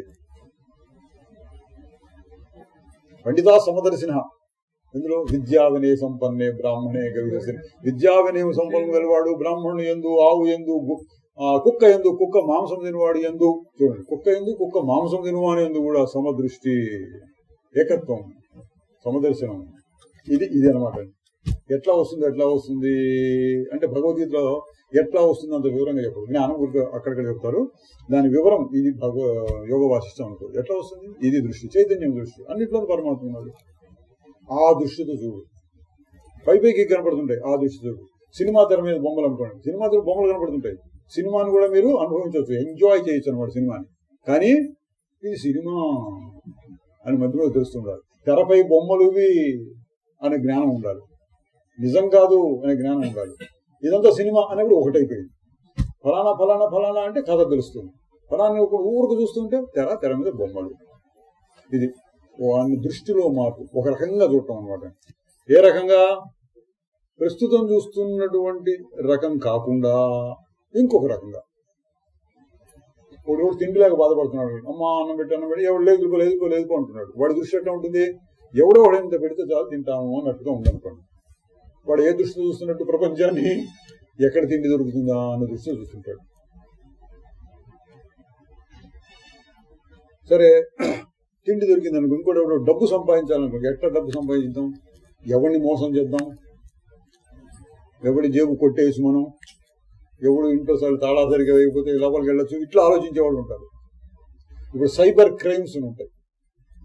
మీరు ₹1,00,000 పెట్టి పెడితే 10 కోట్లు లాభం వస్తుంది, పెట్టండి అంటుంటారు. పెట్టేవాళ్ళు ఉన్నారు, ఎందుకున్నారు? పెద్ద వాళ్ళు, బాగా చదువుకున్న వాళ్ళు, బ్యాంకుల్లో పనిచేసి రిటైర్ అయిన వాళ్ళు, ఇట్లాంటి వాళ్ళు పెడుతున్నట్టు పోగొట్టుకుంటున్నారు డబ్బులు. అట్లా ఆలోచించేవాళ్ళు కూడా ఉంటారు. ప్రపంచాన్ని ఆ దృష్టిలో చూసేవాళ్ళు ఉంటారు. ఏ దృష్టిలో చూస్తే ఆ దృష్టిలో కనపడుతుంది ప్రపంచం మొత్తం. ఇప్పుడు ఏ దృష్టిలో చూడాలని చెప్తున్నాడు ఈయన? అంత చైతన్యం అనే దృష్టిలో చూడాలి. అది చూస్తే ఏమవుతుంది? ఏంటి నాకేంటి? మళ్ళీ ప్రశ్న. అయితే నాకేంటి అంటే రాగద్వేషములు లేకుండా పోతాయి. అయితే ఏంటి, నీ మనసు పొంగటము, కుంగటము, కింద పట్టడం, మీద పట్టడం, బాధపడటం, సుఖపడటం లేకుండా పోతాయి. అయితే ఏంటి అని మళ్ళీ అడిగితే హాయిగా ఉంటావు. అయితే ఏంటి అంటే ఏ తర్వాత లేదండి, నువ్వు హాయిగా ఉంటావు అంతే. హాయిగా ఉంటే అయితే ఏంటంటే హాయి వద్దా నీకు, వద్దకపోతే దీని గురించి విచారం చేయొద్దు. దానికి ఇక తర్వాత ఏం లేదండి. ఎందుకంటే ప్రతివాడు హాయిని కోరుతున్నాడు, ప్రశాంతంగా ఉండాలని కోరుతున్నాడు, సుఖంగా ఉండాలని కోరుతున్నాడు. అది దొరికే వరకు మనం ప్రశ్న వేసుకుంటూ దీనివల్ల అని చూసుకోవచ్చు. అది దొరికిన తర్వాత ఏమిటి లేదు, సమాధానం లేదండి. అది నీకు బాగుంది అనిపిస్తే ఉండు, లేదా వదిలేసి. కనుక నాకు రాగం గాని, ద్వేషం గాని, మనస్సు గాని, మనోవృత్తి గాని లేవు. చూడండి, మనస్సే లేదు బాగుంటున్నాడు అనటం కూడా మనస్సుతో మాట. చూడండి, మనస్సును ఉపయోగించి మనసు లేదు అంటున్నాడు. ఇటు వాదోపవాదాలు చేయడానికి, ఉత్తండవాదం చేయడానికి ఇటువంటి వాటిని ఉపయోగించుకోవచ్చు. అసలు మనస్సు లేకుండా మనసు లేదని ఎట్లా చెప్తున్నావు, దేవత చెప్తున్నావు, మనస్సు చెప్తుందా, ఇంకెవడన్నా వచ్చి చెప్తున్నాడా అడగచ్చు. వాడికి మనం సమాధానం చెప్పడం కష్టం. ఒప్పుకుందాం, నాకు తెలియదు బాబు అని చెప్తాం. కానీ మనం ఉపయోగించుకోవాలంటే ఇది కావాలి మనకి. ఏది ఉపయోగించుకోవాలి, మనస్సు లేదు అనటం ద్వారా ఆ మనస్సును దూరం చేసుకుని, ఆ మనస్సులో ఉన్నటువంటి రాగద్వేషాలని, కోరికలు, అందులో వచ్చే సుఖ దుఃఖాలు, వీటన్నిటినీ నావి కావు అని దూరం చేసుకుంటే గానీ మనకి హాయి ఉండదు. అది దూరం చేసుకోవడానికి ఇట్లా చెప్పాలి, మనస్సును ఉపయోగించి మనసు లేదు అని చెప్తున్నాడు. ఏంటండి ఎట్టగో అంటే ఎవరి సాధనలో వాళ్ళకి అర్థం అవుతుంది, ఎవరి అనుభవంలో వాళ్ళు అర్థం చేసుకోవాలి. తర్కంతో చూస్తే రాదు. మనసుతో మాట్లాడుతూ మనసు లేదంటావు, ఇన్ని మాటలు మాట్లాడుతూ నాలుక లేదంటావు. అట్లా నామరూపాత్మకమైన ఈ ప్రపంచం నామరూపరహితమైన చైతన్యానికి వేరు కాదు. నామరూపములతో కూడిన ప్రపంచం. నామం అంటే పేరు, రకరకాల పేర్లు పెడతాం, ఒక్కొక్కదానికి ఒక పేరు. రూపం అంటే ఆకారాలు కనపడుతున్నాయి. ఈ రూపం కనపడుకునే చెవులకు వినపడేది, అది కూడా ఒక రకమైన రూపం. స్పర్శ అదొక రకమైన రూపం. అన్ని అనుభవాలు అనుకోండి. నామరూపములు లేనటువంటి ఆ వస్తువునందు నామరూపాత్మకమైనటువంటి ఈ ప్రపంచం కనపడుతున్నది. ఎట్లాగూ అంటే సినిమా తెర నామరూపములు లేని తెల్లటి తెర యందు అనేక రంగులతో కూడిన ఆకారాలు కనపడుతున్నాయి. నామరూపములు దేశకాలములు లేనటువంటి శుద్ధ చైతన్యం, గాఢనిద్రలో ఉన్న శుద్ధ చైతన్యమునందు కళ వచ్చినప్పుడు రకరకాల బొమ్మలు కనపడుతున్నాయి. ఎట్లా కనపడుతుంది, తర్కానికి అందదు. కళ ఎట్లా వస్తుంది నువ్వు చెప్పలేవు. కళ ఎట్లా వస్తుంది ఎవరు చెప్పలేరు. అయితే పోల్చి చెప్పచ్చు, కళ వంటిది ఈ జగం అని ఊరికి మనకి అర్థం చేయడం కోసం, మనకి కొంచెం పైకి తీసుకెళ్ళడం కోసం, అర్థం చేయించి పైకి తీసుకెళ్ళడం కోసం ఆ మాత్రం చెప్పచ్చు, కళ వంటిది. ఈ మనస్సు లేదు అని మనస్సుతోటి అనుకోమన్నారు. నామరూపాత్మకమైన ఈ ప్రపంచం నామరూపరహితమైన చైతన్యానికి వేరు కాదు. ఈ కారణం చేత ఎవరు బలిచక్రవర్తి ఇంకా అనుకుంటున్నాడు, ఈ కారణం చేత శుద్ధ చైతన్య స్వరూపాన్ని ఆధారం చేసుకుని నేను నా జీవభావాన్ని వదులుకుంటాను. నేను జీవుడి కాదు అంటే నేను పుట్టలేదు, పెరగలేదు, చావబోవటం లేదు, నాకు వ్యవహారం లేదు, కర్మ లేదు, పుణ్యం లేదు, పాపం లేదు, అనుభవం లేదు, సుఖం లేదు, దుఃఖం లేదు. ఇవన్నీ జీవుడు అంటే ఇవన్నీ ఉంటాయి. నేను నా జీవభావాన్ని వదులుకుంటాను.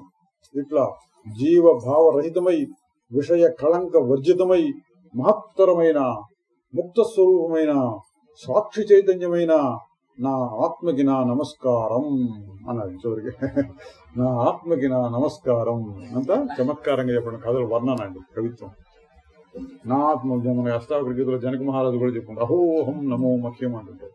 నా ఆత్మకి నా నమస్కారం అంటే ఏంటి, జీవభావంతో మాట్లాడుతూ అసలైన నా ఆత్మకి నమస్కారం రెండింటిని కలిపి చెప్తున్నాడు అన్నమాట. దాన్ని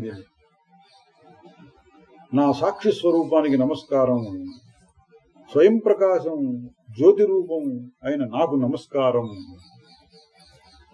ఎందుకంటే చెప్తున్నాడు అంటే ఒకే విషయాన్ని రకరకాలుగా చెప్పి మనలో ఇంకింపజేయడం కోసం. ఇటుకరాయి ఉందనుకోండి, ఇటుక బాగా కాలి ఉంది, దాని మీద ఒక బొట్టు నీళ్ళు వేస్తే ఏమవుతాయి, పీల్చుకుంటుంది. ఇంకో బొట్టు పీల్చుకుంటుంది, ఇంకో బొట్టు పీల్చుకుంటుంది, అట్లా ఒక 3 నీళ్ళు పీల్చుకుంటుంది. స్పాంజ్ ముక్కలు నీళ్ళు వేస్తే పీల్చుకుంటూ ఉంటాయి. అట్లా పీల్చుకోవాలి హృదయం. అట్లా చుక్కలు చుక్కలు చుక్కలు చుక్కలు వేస్తున్నాడు అన్నమాట. రకరకాలుగా చెప్పి లోపలికి ఇంకేటట్టు చేయడం.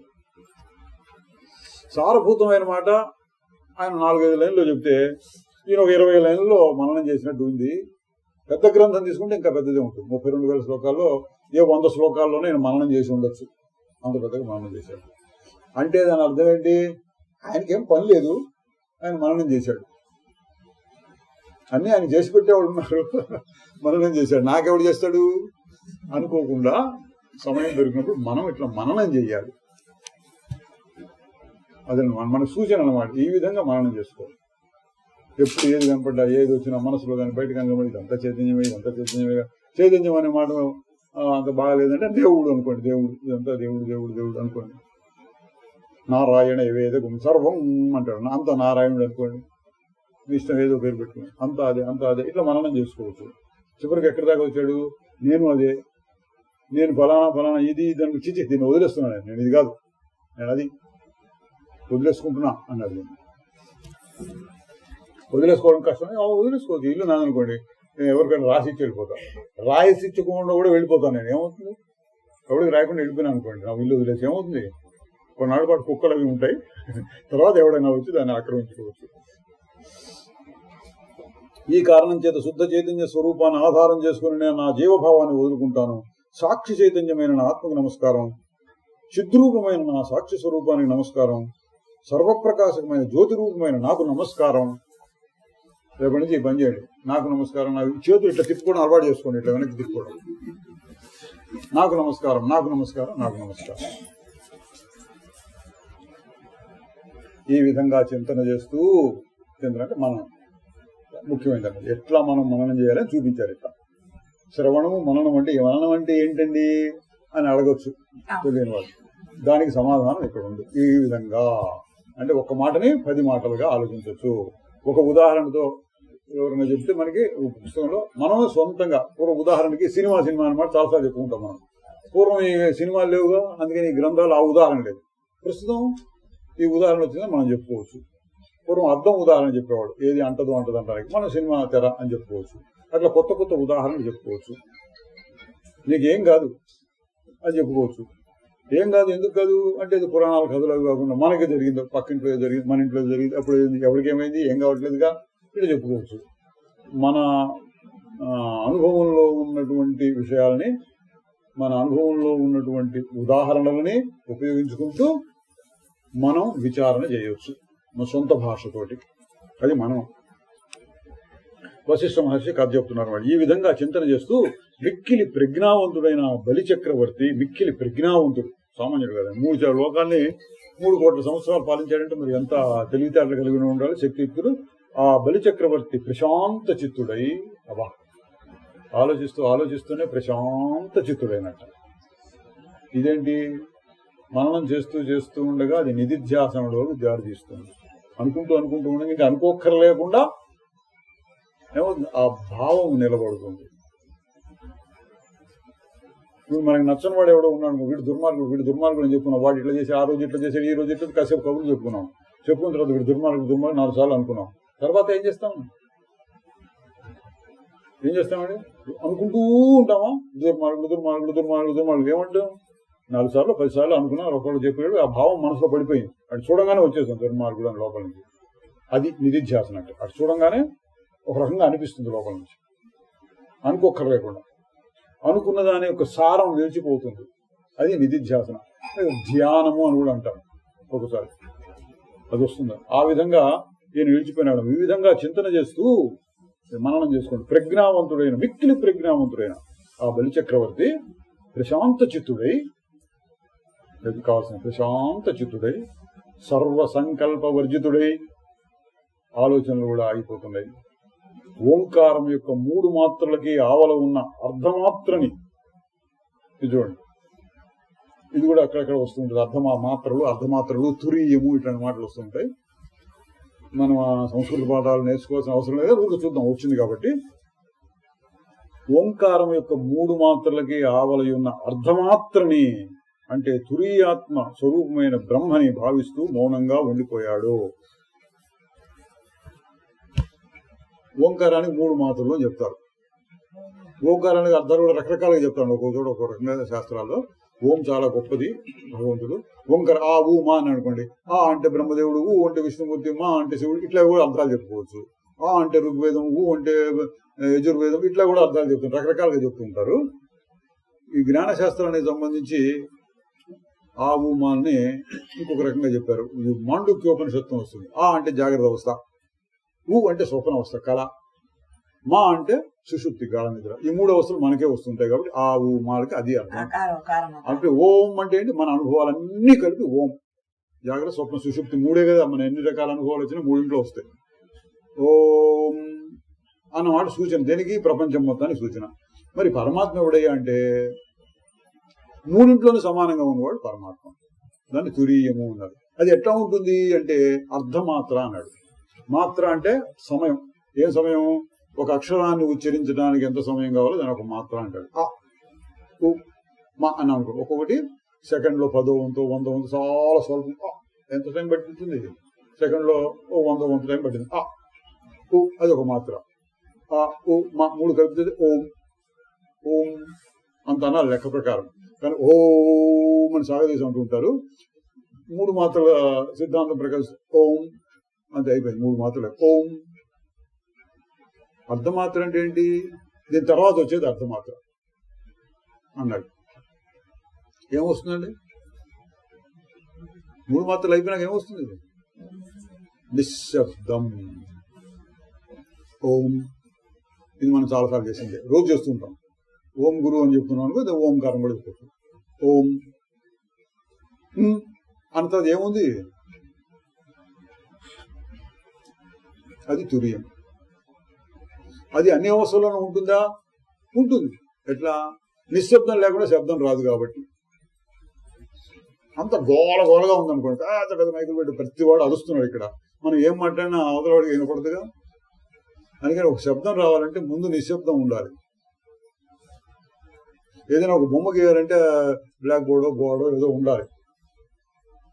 తెల్ల చాక్ పీస్ తీసుకుని తెల్ల గోడ మీద గీసామనుకోండి, అది కనపడదు. నల్ల బోర్డు తీసుకుని దాని మీద తెల్ల చాక్ పీస్తో గీస్తే మనకి అక్షరాలు కనపడతాయి. అట్లా ముందు నిశ్శబ్దం ఉంటే అందులో ఏదైనా శబ్దాలు వచ్చే అవకాశం ఉంది. అది తురియం అంటే, అది అర్ధమాత్రం అంటే. అది ముందు అది ఎట్లా మనం కనిపెట్టొచ్చు అంటే అయిపోయిన తర్వాత ఏది ఉందో అన్నాడు. ఓం అది అర్ధమాత్ర. ఈ అర్ధమాత్ర స్వరూపమైన అంటే నిశ్శబ్దము. ఇది శబ్దంతో పోలిసి చెప్తే అది నిశ్శబ్దం. లోపల లోపల అనుకున్నాం అనుకోండి, ఓంకారం బయటికి చెప్పు ఓం అని లోపల లోపల అనుకోండి, అదేంటి? ఆలోచన, సంకల్పం. సంకల్పం అయిపోయిన తర్వాత ఏముంటుంది? ఇది సాధన కింద చాలా మంది వాడతారు, ఉపదేశం చేస్తుంటారు. ఓం మనం కూడా చేస్తుంటాం. ఓం గురు తర్వాత ఏముంది? లేదా ఓంకారం పుట్టక ముందే ఉంది, అట్లా కూడా చెప్తుంటారు. పుడుతూ ఉండగా ఓ అంటూ ఉండగా అనబోతూ ఉండగా ఇంకా రాకముందు ఏదుంటుంది? అదే నిశ్శబ్దం. అంటే ఈ టెక్నిక్స్ అన్ని ఏంటంటే మనసును కాసేపు అట్లా ఆపటం. ఆపినప్పుడు ఏముంటుంది? నీ స్వరూపం శుద్ధ చైతన్యం ఉంటుంది. అందులో ఇదొక ఉపాయం అండి, అంతకంటే ఏది గొప్ప విషయం ఏం లేదు. ఇందులో ప్రత్యేకంగా గుర్తుపెట్టుకోవాల్సింది కూడా ఏం లేదు. 3 మాత్రలకి ఆవల ఉన్న అర్ధమాత్రాన్ని అంటే నిశ్శబ్దాన్ని తురీయాత్మస్వరూపమైన బ్రహ్మని భావిస్తూ మౌనంగా ఉండిపోయాడు. అంత ఇదే నేను అది ఏం లేదు ఇక్కడ. అంత అదైతే దేనికి ఆలోచించాలి? రాగం దేని మీద రాగం, దేని మీద ద్వేషం, ఏం కావాలి, ఏది అక్కర్లేదు, ఇట్ట ఆలోచిస్తూ ఆగిపోయింది.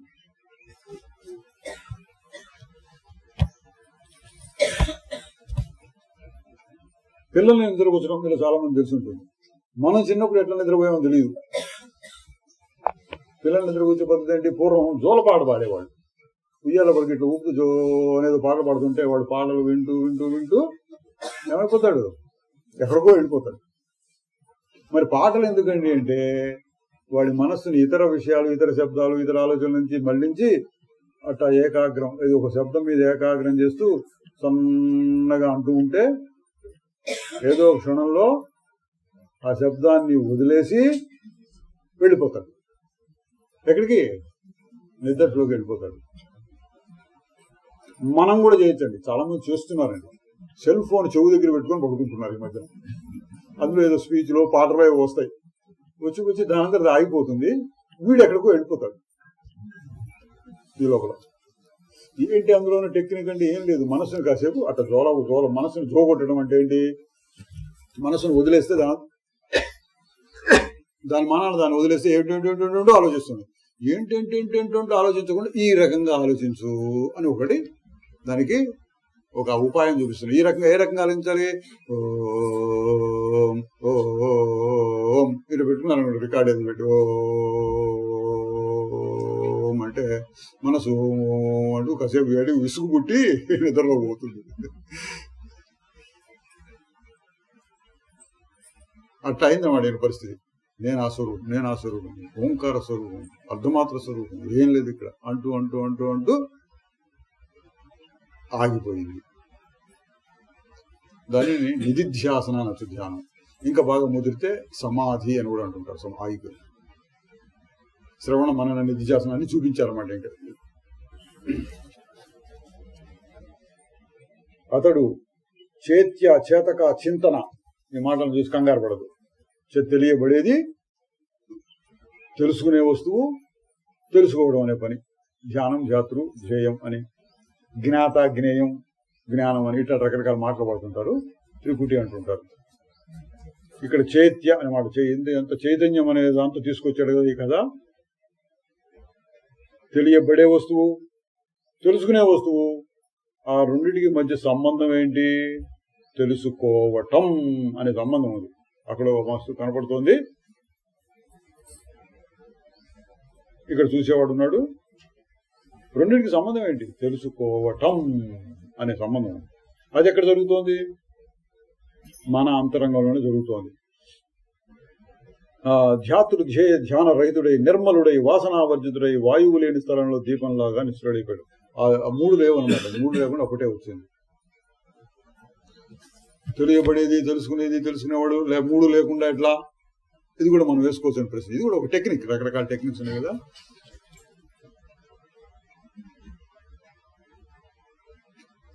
ఓం అంటున్నాడు. ఓం ఈ శబ్దం నేను వింటున్నాను అన్నప్పుడు శబ్దాన్ని వినేవాడెవడు అని ప్రశ్న వేసుకోండి మీ లోపలే. ఓం అది ఆగగానే ఇక్కడ వినేవాడు కూడా పోయినాడు.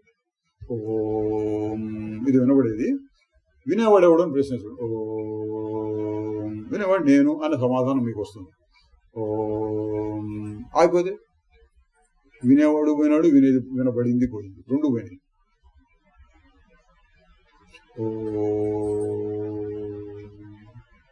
వినటం అనే పని కూడా పోయింది. మూడు పోయినాయి ఒకేసారి. మరి ఈ మూడు ఎక్కడి నుంచి వస్తున్నాయి? మళ్ళీ ఓం అన్నప్పుడు మూడు వచ్చినాయి. ఎక్కడి నుంచి వచ్చినాయి? తెలుసుకునేవాడు, తెలియబడేది. మళ్ళీ కళ దగ్గరికి వెళ్ళి చూద్దాం దీనికి సమాధానం. కళలో నేను మాట్లాడుతున్నాను, మీరందరూ వింటున్నట్టు కళ వచ్చింది అనుకోండి. లేదా నేను, మా నాన్న, మా తాత ముగ్గురు కలిసి మాట్లాడుకుంటున్నాం అనుకోండి. ఇందులో ఎవరు ముందు పుట్టారు? కల్లో ఎవరు ముందు పుట్టారు? మా తాత, మా నాన్న, నేను ముగ్గురు మాట్లాడుకుంటున్నాం. ఎవరు ముందు పుట్టారు? తాత. ముగ్గురు ఒకేసారి పుట్టారు. కళలో ముగ్గురు ఒకేసారి పుట్టారు, కానీ ఒక భ్రమ కలుగుతోంది. ఆయన మా తాత, ఆయన మా నాన్న, ఆయన నేను. మూడింటికి వస్తువు ఏంటంటే చైతన్యమే. చైతన్యమే మూడు రకాలుగా కనపడింది. ఒకేసారి పుట్టినాయి అన్ని. మా తాతగారు ఎంతో కాలం క్రితం పుట్టాడు, ఆయనకి ఇప్పుడు 90 ఏళ్ల వయసు ఉంది అని అనిపించవచ్చు, కానీ ఆ మూడు బొమ్మలు ఒకేసారి వచ్చినాయి. టీవీ తెరలో పోనీ, సినిమా తెర అనుకోండి పోనీ, సినిమా తెరలో ఒక ముసలాయన పడుకొని ఉన్నాడు, అక్కడ అందరు మూగాడు, నాన్న అని వీడెవడో అరుస్తున్నాడు. పోయేటప్పుడు మరల చెయ్యి మీద ఉంటే అందరు అని ఏడుస్తున్నాడు అనుకోండి. అందులో ఎవడు పెద్ద ఎవడు చిన్న? తెర మీద బొమ్మల్లో ఎవడు ముందు పుట్టాడు, ఎవడు తర్వాత పోయాడు? రెండు ఒకటే బొమ్మలు అనిపిస్తుంది. చేస్తాడు వాడు, మేకప్ వేస్తాడు, బాగా ముసలోళ్ళలాగా మేకప్ చేసి పడుకోబెడతాడు. వాడే అసలు కుర్రాడు అయి ఉండొచ్చు, ఏడ్చే వాడికంటే వాడికే కుర్రాడు అయి ఉండొచ్చు, మేకప్ చేసి అట్లా చూపిస్తాడు. ఎవడు ముందు పుట్టాడు అంటే ఏదో అంతే తమాషాగా ఉంటాయి విచిత్రం. అంటే కళ్ళలో కూడా అంతే, మూడు ఒకేసారి పుడుతున్నాయి. మా నాన్న మా తండ్రి నేను మూడు ఒకేసారి పుడుతున్నాయి. కాలం లేదు అక్కడ, ఊరికి అనిపిస్తూనే ఉంటుంది. అట్లా ఇక్కడ ఓం, ఇందాక ఓం అంటే అయిపోయిన తర్వాత ఏముంది చెప్పి అదొక రకం అనుకోండి. ఇంకో రకం చెప్పు, ఓం వినేదేవుడు, ఓం అనే శబ్దం వస్తుంది, దాన్ని వింటున్నది నేను. ఓం ఓం జపం చేసేవాళ్ళు కూడా ఈ రకంగా చేసేయండి. రామ రామ రామ రామ అని జపం చేస్తున్నారు అనుకోండి. రాముడు దేవుడు, రాముడు ఎందుకు భక్తి కలగడం, రామానంగానే మనస్సు పరవశించిపోయి కళ్ళమ్మ నీళ్లు కరిగే తర్వాత అనలేకపోవడం, ఇటువంటి స్థితులు కూడా వర్ణిస్తూ ఉంటారు. దాన్ని ఇంకో రకంగా చేశారు. రామ రామ రామ రామ రామ రామ అనేదేవుడు, వినేదేవుడు, ఆ రామ రామ రామ రామ రామ ఈ మాటలను వినేదేవుడు అన్నట్లుగా చేస్తున్నారు అనుకోండి. అప్పుడు ఏమొస్తుంది? రామ రామ రామ రామ రామ రామ సాక్షి భావం వస్తుంది. సాక్షి అవి జరుగుతున్నాయి, నేను చూస్తున్నాను, వింటున్నాను. రామ రామ రామ రామ రామ అట్లా ఓం ఓం ఓం తెలియబడుతుంది, తెలుసుకునేవాడు. ఆగిపోయినప్పుడు తెలియబడటం, తెలుసుకునేవాడు, తెలియబడేది మూడు పోయినాయి ఒకేసారి. మళ్ళీ ఎప్పుడు వచ్చినా మూడు ఒకేసారి వస్తున్నాయి. ఓం అనగానే ఓం అనే శబ్దము, ఓం అని తెలుసుకునేవాడు, తెలుసుకోవడం అనే పని మూడు ఒకసారి వస్తున్నాయి. జాత సూక్ష్మంగా గ్రహిస్తే మనకే తెలుస్తుంది. కాదండి, మూడు రాకముందు నేను ఉన్నాను కదా, ఓం అనకముందు కూడా నేను ఉన్నానంటే అది అసలైన నేను. ఏ సంకల్పము, ఏ శబ్దము, ఏ భావము లేనప్పుడు కూడా ఏది ఉంటుందో అది నేను అన్నాం కదండి. ఓం అన్నప్పుడు తెలుసుకునేవాడు, తెలియబడేది రెండు ఒకసారి వస్తున్నాయి. ఆగిపోయిన తర్వాత ఆ తెలుసుకునేవాడు లేడు, ఏదో వచ్చింది ఏదో పోయింది. ఈ తెలుసుకునేవాడు ఎవడు? సాక్షి, అది మిగులుతుంది. అట్లా కూడా చేసుకోవచ్చు. అంటే ఏంటి, ఏదైనా శబ్దాలు కానీ వచ్చినప్పుడు, ఏదైనా లోపల ఏదో ఆలోచన వస్తే ఈ ఆలోచన తెలుసుకునే దేవుడు అని కూడా వేసుకోవచ్చు ప్రశ్న. అది కూడా చెప్తున్నారు ఇక్కడ. అన్ని రకరకాలు చెప్తున్నారండి టెక్నిక్స్. ఎవరికి ఏది నచ్చితే అది చేసుకోవచ్చు అని. ఎట్లా ఉన్నట్ట, ఇవి లేకుండా పోయి తెలియబడేది, తెలుసుకునేది, తెలుసుకోవడం అనే పనులు లేకుండా పోయి నిర్మలుడై, వాసనావర్జితుడై, వాయువు లేని స్థలంలో దీపంలాగా, గాలి లేని చోటు అట్లా నిశ్చలం పైకి పోతుంది, అటు ఇటు కదలకుండా దీపంలాగా నిశ్చలుడైపోయాడు. శిలయందు చెక్కబడిన విగ్రహంలాగా, ఇంకొక ఉదాహరణ, శిలయందు చెక్కబడిన విగ్రహంలాగా అతడు బహుకాలం స్థిరంగా ఉండిపోయాడు. బహుకాలం అంటే ఎంతండి? ఆయన జీవితం ఇప్పటికే 3 కోట్ల సంవత్సరాలు రాజ్యపాలన చేశాట. అంతకుముందు ఎంతకాలం బతికిన తర్వాత ఈయనకి రాజ్యం వచ్చిందో తెలియదు, మళ్ళీ తర్వాత ఇంకెంతకాలం ఉంటాడో తెలియదు. ఆయన బహుకాలం అంటే 1000 సంవత్సరాల పాటు అట్లా ఉన్నాడు అనుకోండి. మన లెక్క ప్రకారం 5 సెకండ్లు. మనం అనుకుంటే 5 నిమిషాలకు ఒకసారి 5 సెకండ్లు అంటాం కదా. మనం కూడా అంతే. బలి చక్రవర్తి ఆయన కాలంతో పోలిస్తే బహుకాలం, మన కాలంతో పోలిస్తే 5 సెకండ్లు. బహుకాలం శిలయందు చక్రపడిన విగ్రహం లాగా ఉండిపోయాడు. ఓ రామా, వశిష్ఠుడు చెప్తున్నాడు, బలి చక్రవర్తి నిశ్చేష్టుడు అవడం చూసి అనుచరులైన దానవ శ్రేష్ఠులు, ఇంత కథ మళ్ళీ మామూలు కథ, రాక్షసులందరూ వచ్చి స్ఫటికమణి నిర్మితమైన ఆ ఉన్నత రాజభవనాన్ని ఎక్కారు. వాళ్ళందరూ వచ్చారు. ఏంటి రాజుగారేంటి రాజుగారేంటి అని చూసుకుని పైకి వచ్చారట. కిరీటధారులై వంగి నమస్కరిస్తూ ఆ దానవులందరూ మౌనం వహించి సమాధిలో ఉన్న బలిని అతి గౌరవంతో చూశారు. మిత్రులు విషాదం చెందారు. ఎవడన్నా ఈ ఆత్మవిచారణ చేస్తుంటే మన కుటుంబం వాళ్ళే బాధపడతారు, వీడు చెడిపోతున్నాడు రా అని. అట్లా మిత్రులు విషాదం చెందారు. ఉదాసీనులు ఆశ్చర్యం చెందారు. అబ్బా ఏం పట్టించుకొని, అబ్బా ఏం స్థితి పొందాడినా అని ఆశ్చర్యం చెందారట. తత్వజ్ఞానులు ఏమవుతారు? తత్వజ్ఞానులు బాగా తత్వం తెలిసిన వాళ్ళు ఆనందాన్ని పొందారు. ఓ మనకు వచ్చాడులే మన జాతి వాడని ఆనందం. తత్వజ్ఞానులు ఆనందాన్ని పొందారు. అజ్ఞానులు భయ విస్మయాన్ని పొందారు. మొన్న ఏమన్నా చేస్తాడేమో ఆయన శక్తులు వచ్చాయి. ఇవంతా ఏంటంటే కవిత్వం ఉండేది, మనకి మనస్సుని ఆకర్షించుకుంటూ చెప్పిన వాళ్ళు. అప్పుడు దానవులందరూ కర్తవ్యాన్ని ఆలోచించి మహాప్రాజ్ఞుడు గురువు అయిన శుక్రాచార్యుడిని ధ్యానించారు. పిమ్మట వారు దేదీప్యమానమైన శుక్రాచార్యుడి దేహం గంధర్వ నగరంలాగా తమ ఎదుట వ్యక్తం అవడం చూశారు. ఏం విశేషం? వాడు గంధర్వ నగరంలాగా అంటే ఊరికి అనిపిస్తుందిగా నిజంగా లేదు. శుక్రాచార్యుడు అనేవాడు నిజంగా చైతన్య రూపుడు, అదే చెప్పుకుంటూ వచ్చింది. అట్లా ఒక మనిషి ఆకారంలాగా వచ్చాడు అని తమ ఎదుట వ్యక్తం అవడం చూశారు. శుక్రుడు వారి పూజలను అందుకుని మౌనంగా ఉన్న బలిని నిదానంగా చూశాడు. ఈయనకేం తొందర లేదు పాపం. బలి సంసార భ్రమ రహితుడైనట్లు తెలుసుకొని ప్రేమతో సభాసదులతో ఈ విధంగా పలికాడు. ఓ దానవులారా, స్వయంగా విచారించటం ద్వారానే బలికి సర్వాధిష్టానమైన బ్రహ్మపదం దొరికింది. ఇదన్నమాట జ్ఞాన పద్ధతి. స్వయంగా విచారించటం ద్వారానే సర్వాధిష్టానమైన బ్రహ్మపదం దొరికింది. అధిష్టానుడు ఆధారం, సర్వానికి ఆధారమైనటువంటి ఉత్తమ బ్రహ్మపదం దొరికింది. ఇది చాలా ఆశ్చర్యకరం. కేవలం ఆలోచించినంత మాత్రం వచ్చేసింది. అది ఆశ్చర్యం.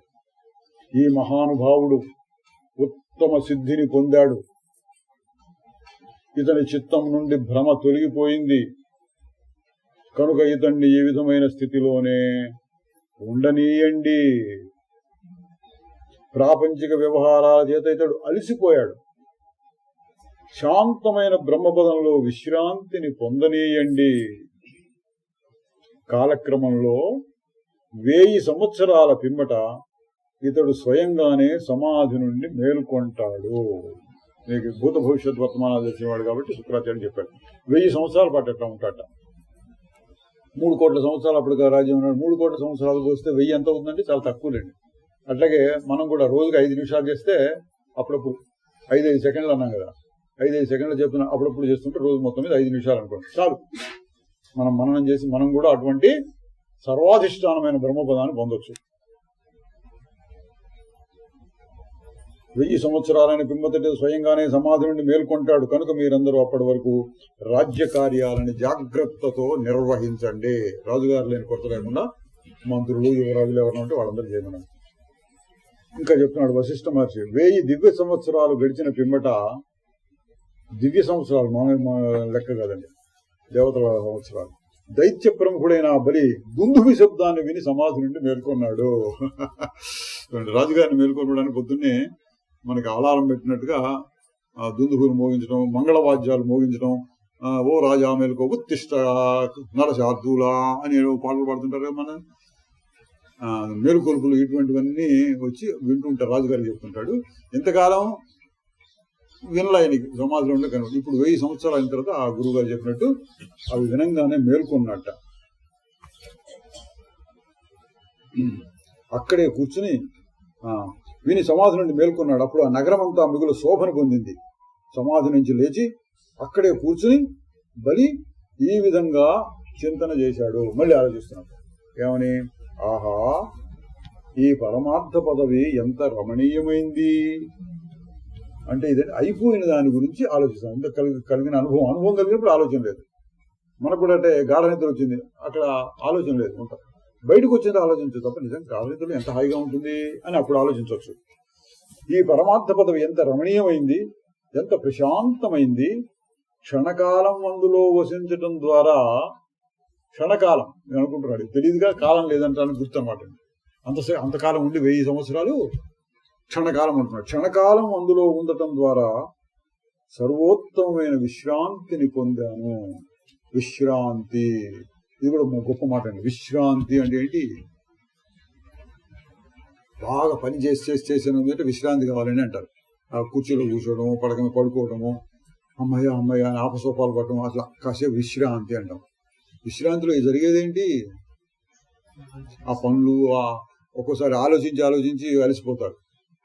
అవన్నీ ఆపేసి తనతో తానున్నాడు అని అర్థం. విశ్రాంతి అంటే తనతో తానున్నాడు, ఏం పడిచూడు. బాహ్యంగా శారీరకమైన కర్మలు అక్కడ పడేశాడు, శరీరం వదిలేశాడు. నీ ఇష్టం, నువ్వు ఏమైనా చేసుకో అని వదిలేశాడు అన్నమాట. శరీరం అక్కడ పడుకోండి, దాన్ని పనులు చేయించకుండా. అట్లాగే మనస్సు కూడా అట్లా కాసేపు నిశ్చలంగా పడి ఉంటుంది. అది విశ్రాంతి. తన స్వరూపం తను ఉండటం వల్ల ఘనమైన విశ్రాంతిని పొందాడు కనుక అట్లాగే ఉండిపోయి విశ్రాంతిని అనుభవిస్తాను. బాహ్య విషయాల్ని అనుభవించడం చేత ఏం ప్రయోజనం? సమాధిలోని ఆహ్లాదం చంద్రబింబంలో కూడా ఉండదు. కథలేండి, చంద్రబింబంలో ఆహ్లాదం ఉండదు, సమాధిలో ఇంకా ఎక్కువ ఉంటుంది. ఈ విధంగా చింతిస్తూ బలి మనస్సు మరలా విశ్రాంతి వైపుకు తిరిగింది. ఇంకాసేపు అక్కడే ఉంటాననుకున్నట్ట.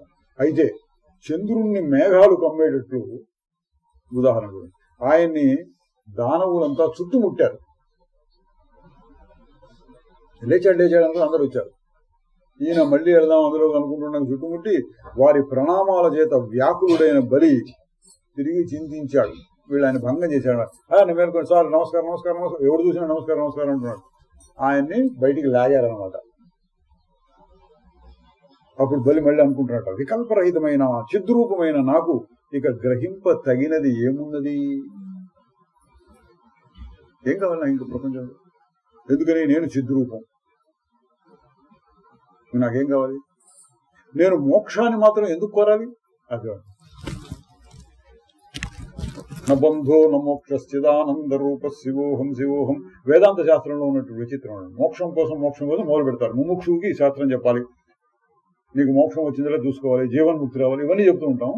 ఈ ఒక సందర్భంలో చెప్తాం బంధము లేదు మోక్షం లేదు.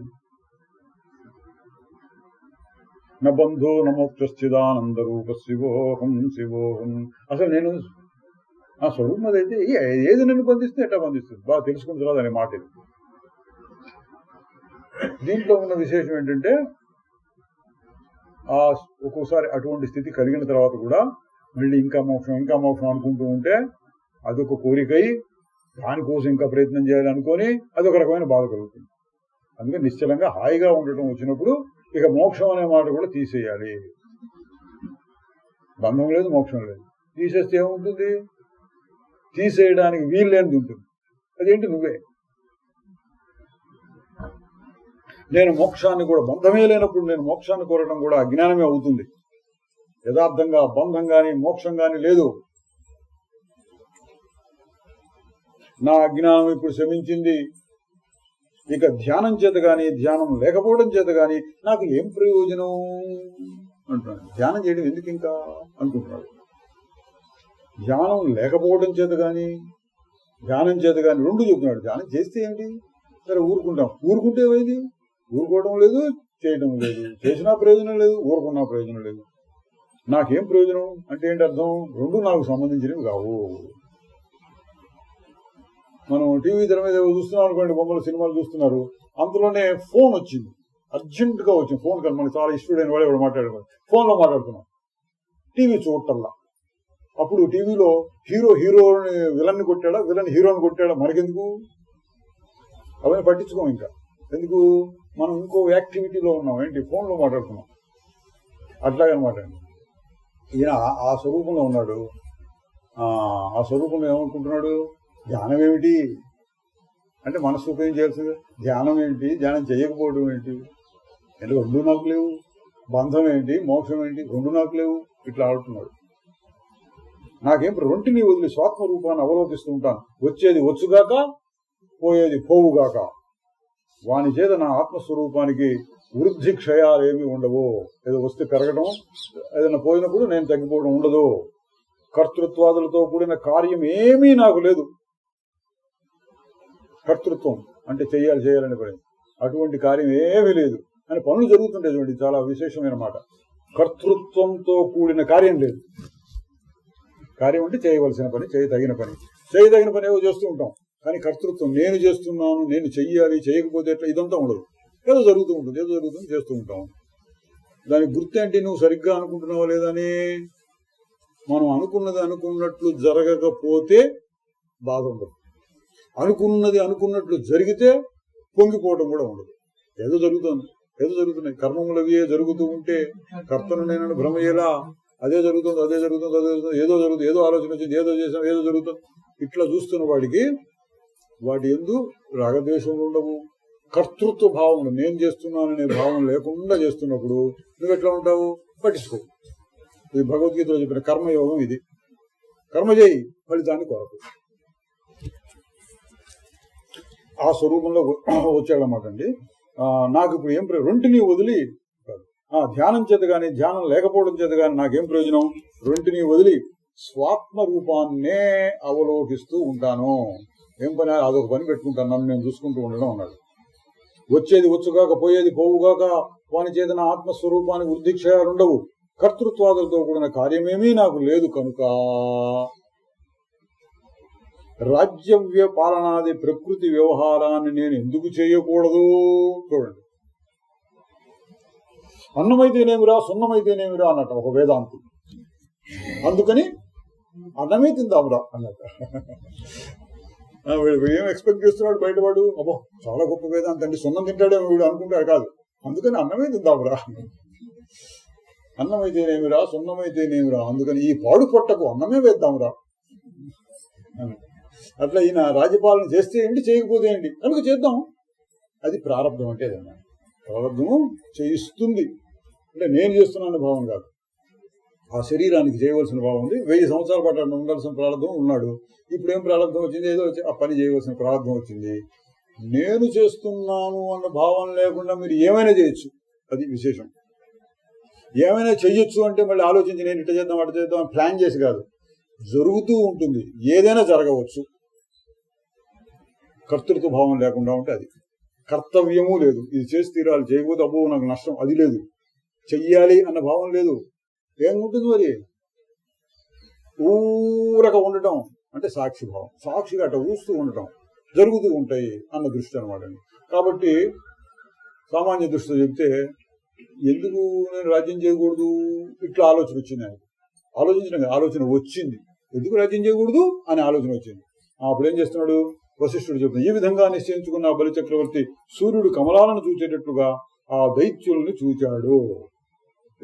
సూర్యుడు కమలాలను చూసేటట్టుగా అంటే అర్థం ఏంటంటే, ఇక్కడ కమలం అంటే తామర పువ్వు, సూర్యుడు రాగానే కమలం పువ్వులు తామర పువ్వులు ఇటు విచ్చుకుంటేట, అట్లా ఇట్లా లేవంగానే ఆ దానాల ముఖాలన్నీ వెలిగిపోయినాయి అనమాట. ఇది కవిత్వం చెప్పడం చక్కగా చెప్తున్నారు. ఆ దైత్యులను చూచాడు, వాయువు పుష్ప సుగంధాలను అందుకునేటట్లు వారి శిరః ప్రణామాలని అందుకున్నాడు. తర్వాత ధ్యేయ వాసన త్యాగంతో కూడిన చిత్తం చేత రాజ్య కార్యాలన్నింటినీ చేయసాగాడు. తరువాత ధ్యేయ వాసన త్యాగంతో కూడిన చిత్తం చేత రాజ్య కార్యాలన్నింటినీ చేయసాగాడు. కార్యాలన్నీ చేయసాగాడు. దానికి ముందు విశేషణం పెట్టాడు. ఎట్లా రాజ్య కార్యాలను చేయాడు అంటే ధ్యేయ రూప వాసన త్యాగం వలన చేత. ఇది ఇంత ముందు వచ్చి ఉంటుంది ఈ గ్రంథంలోనే. ధ్యేయము జ్ఞేయము అని 2 రకాలుగా చెప్తాడు. ధ్యేయ త్యాగము, జ్ఞేయ త్యాగం. జ్ఞేయం అంటే తెలుసుకోవడం, నాకేం లేదుగా, తెలుసుకుంటే అయిపోయింది, అది జ్ఞేయం. ధ్యేయము అంటే అనుకుంటూ ఉండడం, నాకేం లేదు, ఏ పని చేయాలి, నాకు నేను చేయడం కాదు కదా అని అనుకుంటూ ఉండడం ధ్యేయం. ధ్యానం పెట్టడం దాని మీద, అది పెట్టడం అవసరం లేకుండా దానంతా ఆగిపోతే మనసు అది చేస్తున్నాను అనిపించకుండా ఉంటే అది జ్ఞేయ రూపం. నేను ఇక్కడ ధ్యేయ రూపమైన త్యాగం చేత అంటే ఏ పని చేయవలసిన సరే చేద్దాం, నేను కాదుగా చేసేది అని ఎప్పటికప్పుడు ఆ భావాన్ని నిలబెట్టుకుంటూ కర్తవ్యం లేకుండా నేను కాదు పనులు జరుగుతాయి. ఎట్లా జరుగుతాయి అంటే ఎట్లాగో జరుగుతాయి. నీకు చెప్పాలా ఎట్లా జరుగుతాయో, నువ్వు కూడా చేస్తూ తెలుస్తుంది. కర్మములవి జరుగుతూ ఉంటే కర్తను నేనను భ్రమయేలా, మర్మము తెలియక కర్మ బంధమున మరలా పడిపోనేలా. ప్రకృతి ఈశ్వర నియమము చేత ప్రపంచమును నడుపుతూ ఉంటే, ఈ ప్రకృతిలోకి ఈశ్వరుడు కలిపి ప్రపంచం మొత్తాన్ని నడుపుతుంటే ఈ చిన్న శరీరాన్ని నేను నడుపుతున్నంటావా? ఎంత అహంకారం! ఈ చిన్న శరీరాన్ని నడిపేది కూడా అదే. పెద్ద శరీరాలు, పెద్ద చెట్లు, మనకంటే ఎన్ని చెట్లు పెద్దవండి, కొన్ని చెట్లు ఇంత కిలోమీటర్ దూరం వ్యాపించి ఉన్నాయి అనుకోండి చెట్టు. ఆ చెట్టును పోషించేది ఎవడు? అది ఎట పెరుగుతుంది, ఎట ఉంటుంది? ఈ చిన్ని శరీరాన్ని పట్టుకొని నేను అంటావా? అది అనమాట నా అహంకారం. అంతా ప్రకృతిలో ఎన్నెన్నెన్నో జరుగుతున్నాయి, నేను చేస్తున్నా అనుకోకూడదు. అట్లా ఇది ఆగుతుందండి, ఆగదు. నువ్వు ఆగమన్నా ఆగదు. చూడు, బలి చక్రవర్తి ఆగుదాం అనుకున్నాడు, 1000 సంవత్సరాలు మెరుపు వచ్చింది ఆయనకి ప్రారంభం, అట్లా వచ్చింది. మరి జ్ఞానం అంటే ఏంటి? ఇక్కడ ఎప్పుడూ సమాధిలోనే ఉందామని అనుకున్నాడు, కానీ కుదరలా. వాళ్ళందరూ వచ్చి గోల చేస్తున్నారు. అప్పుడు ఈయన ఇంకొక రకంగా ఆలోచించాడు అనమాట. సరే, ఎప్పుడు సమాధానం ఉండవలసిన అవసరం ఏంటి? కర్తృత్వ రహితంగా అన్ని పనులు చేస్తున్నాడు, నాకు వచ్చిన నష్టం ఏంటి? నేను శుద్ధ చైతన్యం అయితే ఇది నాకేమవుతుంది దీనివల్ల? ఇట్లా ఆలోచించసాగాడు. దాన్ని ఇక్కడ ఏమన్నాడు? ధ్యేయ రూపమైన త్యాగము అనిపిస్తూ ఉంటుంది. నేను చేస్తున్నాను, చెయ్యాలి అనిపించడం, నేను చేయడం ఏంటి అని కూడా అనిపిస్తూ ఉంటుంది. అది ధ్యేయ రూపమైన త్యాగం.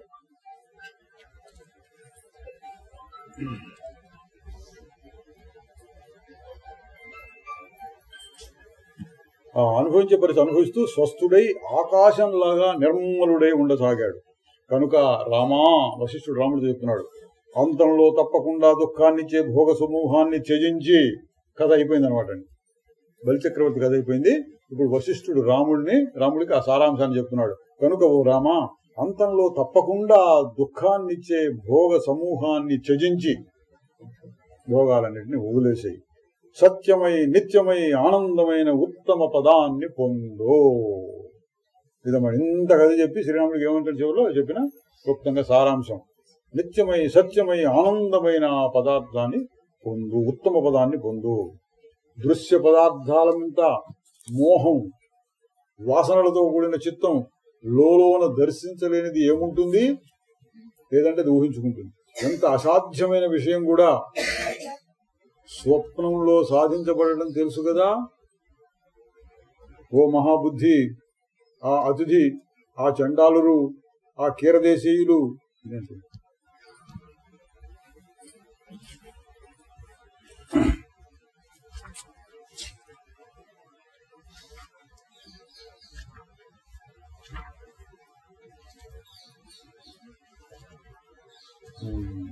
సరే, ప్రస్తుతానికి ఇక్కడ ఆపుదాము.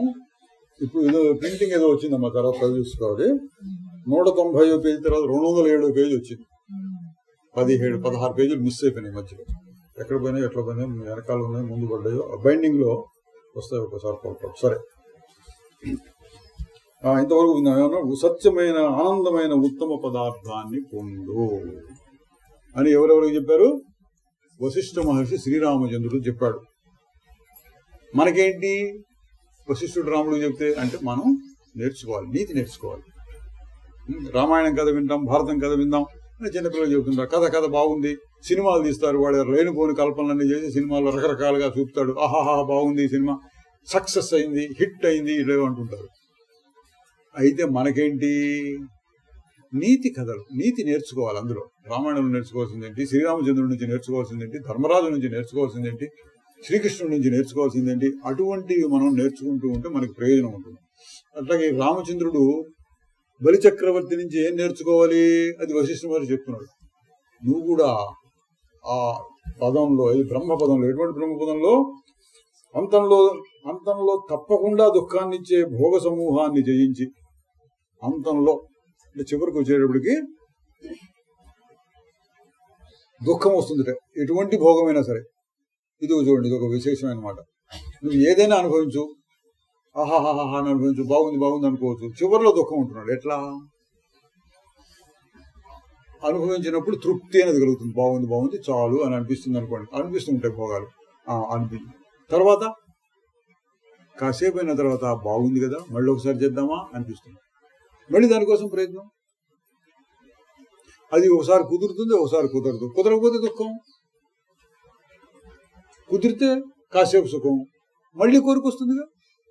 ఇదనమాట దుఃఖ పరంపర అంటే ఇది. ఒకసారి మంచి సుఖాన్ని పొందాను, ఇక చాలు, ఎప్పటికీ నా జీవితానికి ఒకసారి చాలు అన్నట్లుగా ఉండదు. మళ్ళీ అనిపిస్తూ ఉంటుంది. ఎంతవరకు అనిపిస్తూ ఉంటాయంటే, ఈ కోరికలు బాగా గట్టిగా ఉంటే మళ్ళీ జన్మల్ని కూడా కలిగిస్తూ ఉండొచ్చు అన్నాడు. కర్మబంధం జన్మబంధం అనే మాటలు వాడతారు భగవద్గీతలో. కర్మబంధం జన్మబంధం మళ్ళీ వస్తుంది. కర్మ, కోరిక, ప్రయత్నం, అది తీరితే సుఖం తీరితే ఒక సంస్కారం ఏర్పడుతుంది. ఒక లోపల గుర్తు అన్నమాట. సంస్కారం అంటే గుర్తు. ఇది చేస్తే ఈ సుఖం వచ్చింది. అది లోపల పనిచేసి ప్రేరేపించి మళ్ళీ కోరిక, మళ్ళీ దానికోసం ప్రయత్నం, మళ్ళీ సుఖం వస్తే కాసేపు సుఖం, మళ్ళీ కాసేపు అయినా కానీ లేదే పోయిందే మళ్ళీ కావాలి. ఇదంతా అనుకున్నట్టు జరిగితే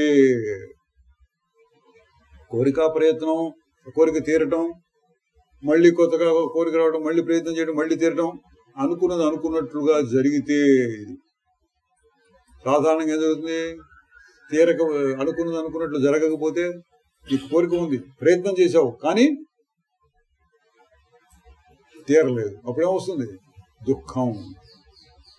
తీరింది, కాసేపు సుఖం, తర్వాత మళ్ళీ కావాలి అనిపిస్తుంది, దుఃఖం మళ్ళీ మొదలైంది. ఎన్నిసార్లు ఇట్లా అంటే జీవితం అంతా అట్లా ప్రయత్నం చేయడం, అనుభవించడం, ప్రయత్నం చెయ్యకుండా అనుభవింపదగింది ఏం లేదా? ఉందా? ఏ ప్రయత్నం చేయకుండా ఏ కృషి చేయకుండా శ్రమ పడకుండా అనుభవించదగింది ఏమైనా ఉందా లేదా? తన స్వరూపమే. రుజువేంటి? గాఢ నిద్ర. కారణము లేక ఏ గాఢ నిద్రలో నీకు ఘన సుఖము గలుగదా మనసా. నిష్కారణంగా చూడండి, ఎంత గొప్ప విషయం, ఆశ్చర్యకరమైన విషయం. నిజానికి ఆశ్చర్యకరం కాదు ఇది, ఎందుకంటే సహజం అందరికీ ఉన్నది. కానీ ఆలోచించట్లేదు కాబట్టి జనం. ఆలోచించినప్పుడు ఏం తెలుస్తుంది? అరే ఇంత ఆశ్చర్యమా? ఏంటి ఆశ్చర్యం? ఏం చేయకుండానే సుఖం వస్తుంది. పూర్వం మా చిన్నప్పుడు రైలు పెట్టెలు రాసేవాళ్ళు. రైలు పెట్టె less luggage more comfort makes travel pleasure అనేవాళ్ళు. అంటే తక్కువ లగేజ్ తీసుకెళ్ళండి, రైలు అంతా మీ లగేజ్తో నింపకండి అని కావాలి. లెస్ లగేజ్, లగేజ్ తక్కువగా ఉంటే మోర్ కంఫర్ట్, హాయిగా సుఖంగా కూర్చుంటే మీ ప్రయాణం సుఖంగా ఉంటుంది. కాబట్టి లెస్ లగేజ్ వెళ్ళండి అనడానికి గుర్తుగా కావాలి రాస్తుండేవాడు రైలు పెట్టెల మీద. Less luggage more comfort makes travel pleasure. అట్లా ఇక్కడ మనకి ఎంత లగేజ్ తక్కువగా ఉంటే అంత ఎక్కువ సుఖం అనమాట. అంటే కోరికలు ఎంత తక్కువగా ఉంటాయి. దీన్ని బాగా మనం పొడిగించామనుకోండి, విచిత్రమైనటువంటి వస్తుంది. ఏం పొడిగించాం? ఇంత పని చేస్తే ఇంత సుఖం వచ్చింది, ఇంత పని చేస్తే ఇంత సుఖం వచ్చింది. ఎక్కువ పని చేస్తే, పెద్ద పని చేస్తే పెద్ద సుఖం వస్తుంది. ప్రపంచం అంతా అట్లా కొట్టుకుపోతుంది. మనకు 100 రూపాయలు సంపాదిస్తే ఇంత సుఖం వచ్చింది, 1000 రూపాయలు సంపాదిస్తే ఇంకొంచెం ఎక్కువ సుఖం వస్తుంది, 1,00,000 రూపాయలు ఇంకా ఎక్కువ వస్తుంది, 1 కోటి రూపాయలు ఇంకా ఎక్కువ వస్తుంది. అట్లా కొంతవరకు బాగుంటుందండి. వాడికి 100 కోట్లు వచ్చినాయి అనుకోండి, వాడు ఏం చేస్తాడు? మనం ఒక బిల్డింగ్ కట్టించుకుంటే 100 బిల్డింగులు కట్టించుకున్నాడు. 100 బిల్డింగులు కట్టించుకుంటే ఆ 100 బిల్డింగులు ఎవడుంటాడు? పనివాళ్ళు. వాడు ఎంజాయ్ చేస్తుంటారు. వీడు ఎక్కడుంటాడు? ఏదో ఒక దాంట్లో ఎప్పుడు ఉంటాడు. 100 ఉండలేడుగా ఒకేసారి. ఒక పెద్ద విమానం కొనుక్కున్నాడు పండి. విమానం మామూలుగా వెళ్ళకుండా విమానంలో వెళ్తుంటాడు. సొంత విమానం కొనుక్కుంటాడు. రోజు వెళ్తుంటాడు. విమానంలోనే కూర్చుంటాడా? ఎప్పుడైనా అవసరమైన వెళ్తాడు. అది ఎవడేం చేస్తాడు? ఆ పైలట్లో ఎవడో ఉంటాడు. ఇంతే. ఇంకా ఇంకా వెళ్ళిన కొద్దీ కొంతసేపు ఏం పెద్దగా పెరిగేది ఏమి ఉండదు సుఖం. తింటున్నాం, మనం ఇంట్లో తింటాం, వాడు పెద్ద స్టార్ హోటల్లో తింటాడు, 5 స్టార్ హోటల్లో తింటాడు అనుకోండి. అయితే ఏంటి? ఇంత తిన్నా నీకు వచ్చే తృప్తి, అక్కడికి వెళ్ళి ఏదో తిన్నా అక్కడ తృప్తి. ఏంటి వచ్చేదంటే ఏం లేదు, ఊహ. అట్లా కొంతవరకు కొన్ని అవసరాలు తీరుతాయి. కొంత ధనం ఉంటే కొంతవరకు అవసరాలు తీరుతూ ఉంటాయి. అది బాగుంది. ఇంకా ఇంకా ఇంకా ఇంకా ఎక్కువైతే ఏం లేదు. ఎక్కువైన కొద్దీ అదొక తలకాయ నొప్పి. మళ్ళీ దాన్ని చేయడం, ఇది చేయడం, ఇది చేయడం, మళ్ళీ ఆలోచన ఏం చేద్దాం అంటే అక్కడ ఏదో పోతుంది, అదొక రకంగా పోతుంది. లెస్ లగేజ్ మోర్ కంఫర్ట్ అంటే అది తక్కువ అనుకుంది. సరే, ఇప్పుడు ప్రపంచంలో ఉన్న అభిప్రాయం ఏంటి? ఏదైనా సరే సంపద కానీ, వస్తువులు కానీ, కోరికలు అనుభవించడం కానీ, ప్రయత్నాలు కానీ ఎంత ఎక్కువ అయితే మనకి అంత ఎక్కువ సుఖం వస్తుంది. ఇంకో రకంగా చెప్పాను అనుకోండి, ఎంత తక్కువ అయితే అంత ఎక్కువ సుఖం వస్తుంది అంటే నమ్మరు జనం. ఎంత తక్కువ ఉంటే, ఏది ఎంత తక్కువ ఉంటే, లెస్ లగేజ్ అంటే కోరికలు అనుకోండి. నీ కోరికలు ఎంత తక్కువగా ఉంటే నీకు అంత ఎక్కువ సుఖం వస్తుంది అంటే నమ్మబుద్ధి కాదు. దానికి రుజువు చెప్పండి అంటే 0 అంటే 0 ప్రయత్నము ఏదో 1,00,000 కోట్ల విలువైన హాయ్ సుఖము అనుకోండి, ఉంటుందా? 0 ప్రయత్నంతో గాఢ నిద్ర. 0 ప్రయత్నం అది ఎంత విలువైనది చెప్పలేం. కోట్లు చెప్పచ్చు, 10 కోట్లు, 1,00,000 కోట్లు చెప్పచ్చు. ఏ ప్రయత్నం లేకుండా వస్తుందండి. ఇది అత్యంత ఆశ్చర్యకరమైన విషయం అండి. ఈ సృష్టిలో పరమాత్మ దేవుడు తిట్టేవాడు తిడుతుంటారు, ఇట్లా చేశాడు ఇట్లా చేశాడని. కానీ ఏం చేశాడు? అన్ని జీవులకి సమానంగా పెట్టాడు నిద్రావస్థ. ఏ ప్రయత్నం చేయకుండా హాయిగా వస్తుంటే ఎందుకు బాధపడతారు? అది ఇక్కడ చెప్పేది. ఊరకుంటే సుఖము ఉంటే కోరి కర్మల ఉత్సూలందు చేరనేలా మనసా దుఃఖమందు దూరనేలా.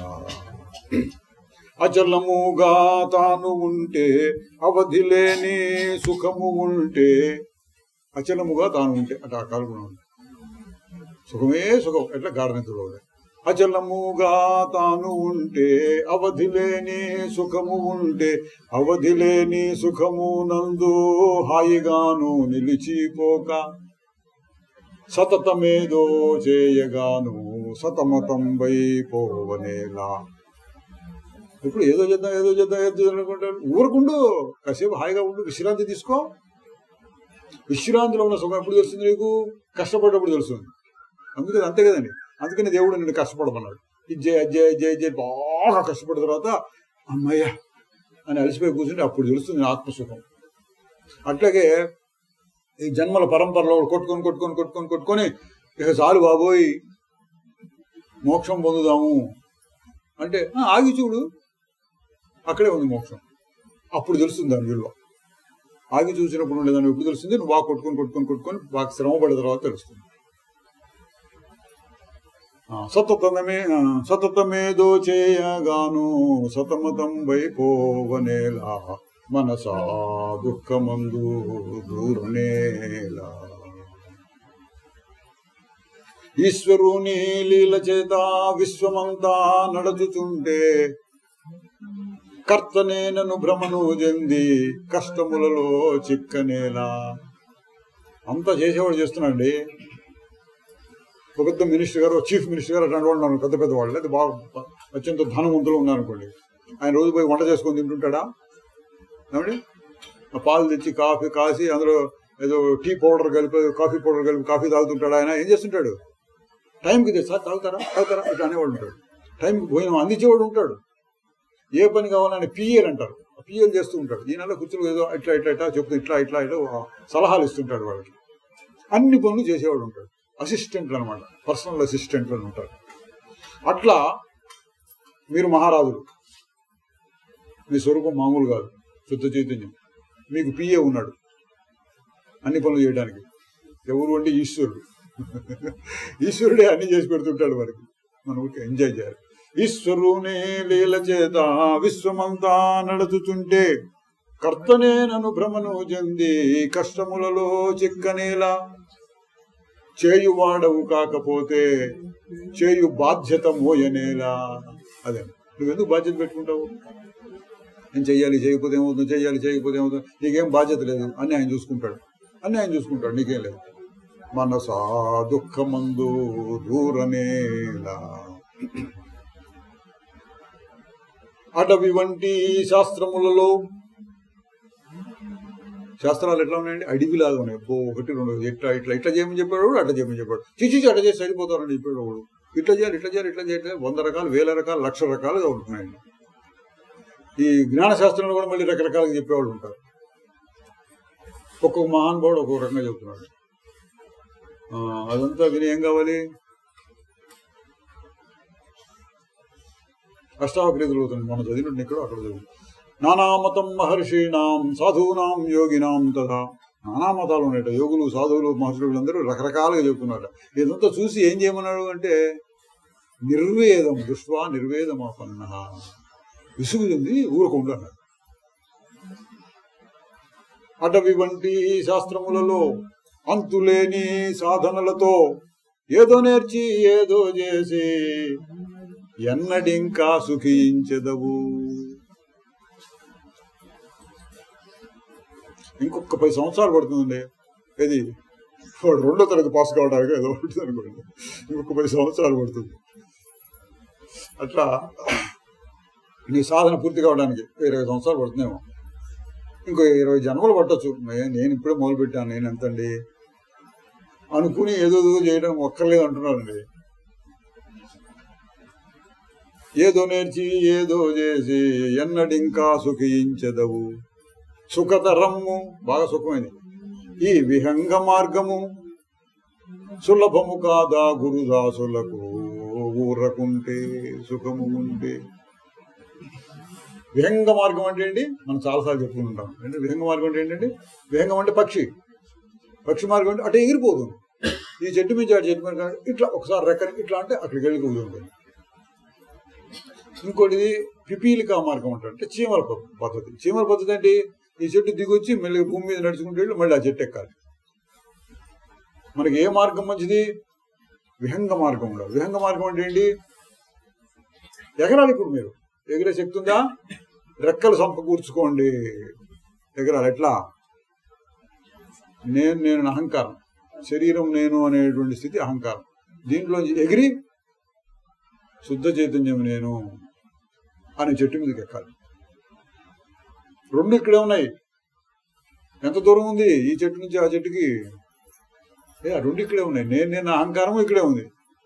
జాగ్రత్తగా చూస్తే సాక్షి స్వరూపం, దానికి వేరైనటువంటి సాక్షి స్వరూపం కూడా ఇక్కడే ఉంది. రెండు ఇక్కడే ఉన్నాయి. ఇక్కడి నుంచి అక్కడికి ఎగరటం ఎంత దూరం అండి? ఏమో చాలా దూరం ఉంది. ఎంతసేపు పడుతుంది? ఏమో ఎన్ని సంవత్సరాలు, ఎన్ని జన్మలో, ఇట్లా కూడా చెప్తారు. అనేక జన్మ సంసిద్ధ అదపో అది పరాంగతి అంటాడు. చాలా జన్మల్లో సిద్ధి పొంది అప్పుడు వస్తుంది అని కూడా చెప్తూ ఉంటారండి. అవన్నీ ఎవరి మాటలండి? చిన్న తరగతి వాళ్ళ మాటలు. జ్ఞాన మార్గం కాదు. ఒకసారి జ్ఞాన మార్గానికి వచ్చి అశుద్ధ చైతన్యం అంటే ఏమిటి అని కాస్త కూస్తో అర్థమైతే అవన్నీ దాటి వచ్చినట్టు.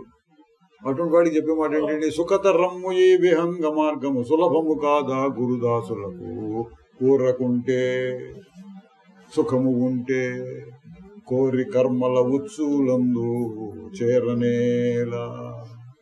కర్మలు ఎందుకు ఇచ్చేసి ఊరకుండు సుఖం ఉండు, ఊరకుండు సుఖం ఉండు. ఊరకుండటువంటి ఏంటి మరి? బలిచక్రవర్తి చూడండి, ఊరకుండటువంటి ఏం చేయకుండా కూర్చున్నాడు, అన్ని చేస్తున్నాడు. ధ్యేయ రూపమైన త్యాగంతో ఉన్నాడు. ధ్యేయ రూపమైన త్యాగం అంటే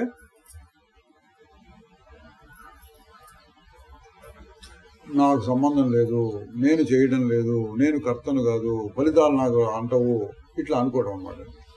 ఎప్పుడెప్పుడు అనిపిస్తుందో దానికి విరుద్ధంగా నేను చేస్తున్నా అనిపించినప్పుడు నేను చేయటం లేదు. నాకు ఫలితం కావాలి అనిపించా, ఫలితం నాకెందుకు, నా స్వరూపం ఆనందం అయితే, ఇట్లా ధ్యేయ రూపమైన త్యాగంతో అన్నిటినీ వదులుకున్నటువంటి వాడై తన స్వరూపంలో దాని నుండి యథార్థమైనటువంటి ఆ స్వరూపాన్ని, మోక్షాన్ని పొందాడు. ఎవరు? బలిచక్రవర్తి. మామూలు కథల్లో బలిచక్రవర్తి వీళ్ళందరూ రాక్షసులు అని చెప్తారు. రాక్షసుల్లో కూడా కొంతమందికి జ్ఞానం కలిగింది. ఎట్లా ఇందులోనే ప్రహ్లాద కథ వస్తుంది. ప్రహ్లాదుడు కూడా ఈ విధంగా జ్ఞానం పొందినట్టు. పురాణాల్లో కథలు వేరుగా ఉంటాయి, యోగ భాషలో కథ ఇంకో రకంగా ఉంటుంది. మొదట్లో కర్కటి ఉపాఖ్యానం వచ్చింది.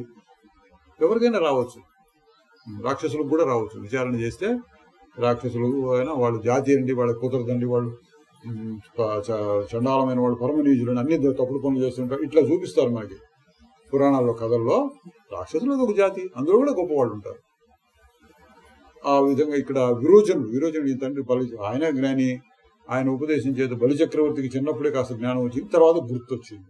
జరుగుతుంది అంటే విచారణ చేస్తే ఎవరికైనా వస్తుంది. ఆ విధంగా విచారణ చేసి మన స్వరూపాన్ని మనం తెలుసుకుని ఏం చేయాలి? హాయిగా ఉండాలి. అంత చేసేది ఏమి కోరకుంటే సుఖము. చివరి మాట, హాయిగా ఉన్నాను, ఇంక లేదు, ఏంది చెప్పాల్సింది లేదు, చేయాల్సింది లేదు, అనుభవించాల్సింది లేదు, ఊరగా ఉండదు. ఏది ఏదని వెదకి, ఇది ఏ అది అని చూచి, ఇది అది అంటే ఇది, ఓహో ఈ స్థితే ఆ పరమాత్మ అని తెలిసి, తుది మొదలు లేని బోధ ఎదలోన నిండిపోవా.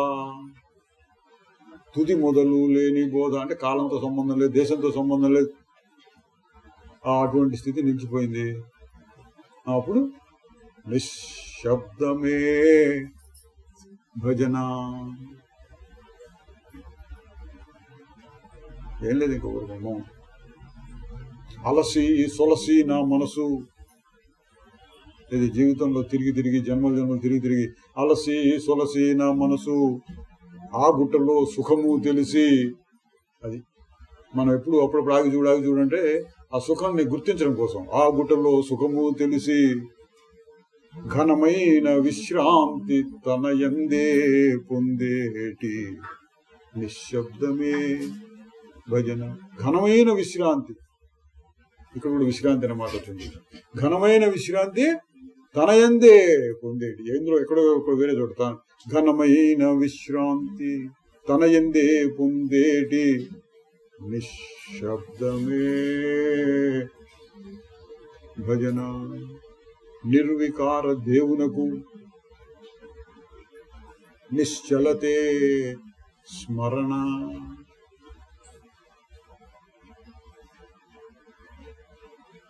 సంకల్పములాగిన సమయము స్తంభించిన అట్టిదిట్టిదనరాని అద్భుత స్థితియందు నిశ్శబ్దమే భజన.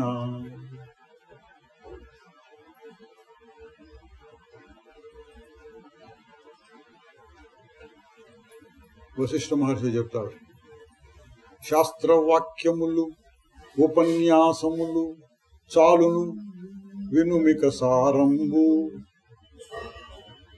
సారం తెలుసుకో ఏంటి? సర్వవాసన విరహిత మౌనమే సర్వోత్తమమగు స్థానము. సర్వవాసన విరహిత మౌనమే. లోపల వాసనలన్నీ కూడా మౌనం సహజంగా వచ్చింది అంటే తన స్థితి తాను. సర్వవాసన విరహిత మౌనమే సర్వోత్తమమగు స్థానము. బ్రహ్మం బంధము లేదు, మోక్షము లేదు, బ్రహ్మమే ఉన్నది నిరామయం. ఐక్యము లేదు, ద్వైతము లేదు, అఖండమైనది చిన్మయం. నిశ్శబ్దమే భజన.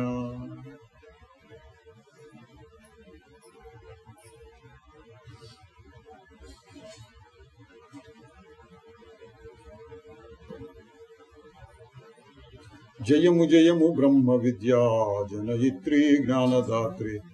జయ జయ హే ఆశ్రిత జన జనన మరణ సంహర్త్రి. జయము జయము. గృహము నీకు వేదాంతము, గీతలు క్రీడాస్థలము. పరిపరి శాస్త్రములు నీ పరిచారికులైన జనము. అఖిల విద్యలకును నీవు అంతిమ గమ్యము. చివరిలో వస్తుంది బ్రహ్మ విద్య. అఖిల విద్యలకును నీవు అంతిమ గమ్యము. భవరోగికి నీ సేవ ప్రాణమిచ్చు వైద్యము. జయము జయము బ్రహ్మ విద్యా జనయిత్రీ జ్ఞానదాత్రి. జయ జయ హే ఆశ్రిత జన జనన మరణ సంహర్త్రి. సురలు నరులు ఋషులు నిన్ను విరివిగ సేవింతురు. నీ పాలను త్రావి తల్లి నిత్య తృప్తులౌదురు. నిఖిల సిద్ధ సాధకులను నీరాజనమిడెదరు. మంగళమని మంగళమని మంగళమని పాడెదరు. జయము జయము బ్రహ్మ విద్యా జనయిత్రీ జ్ఞానదాత్రి.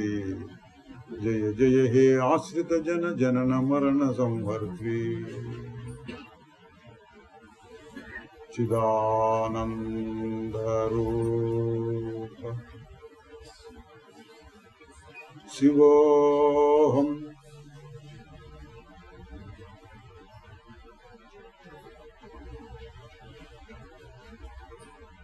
శివోహం.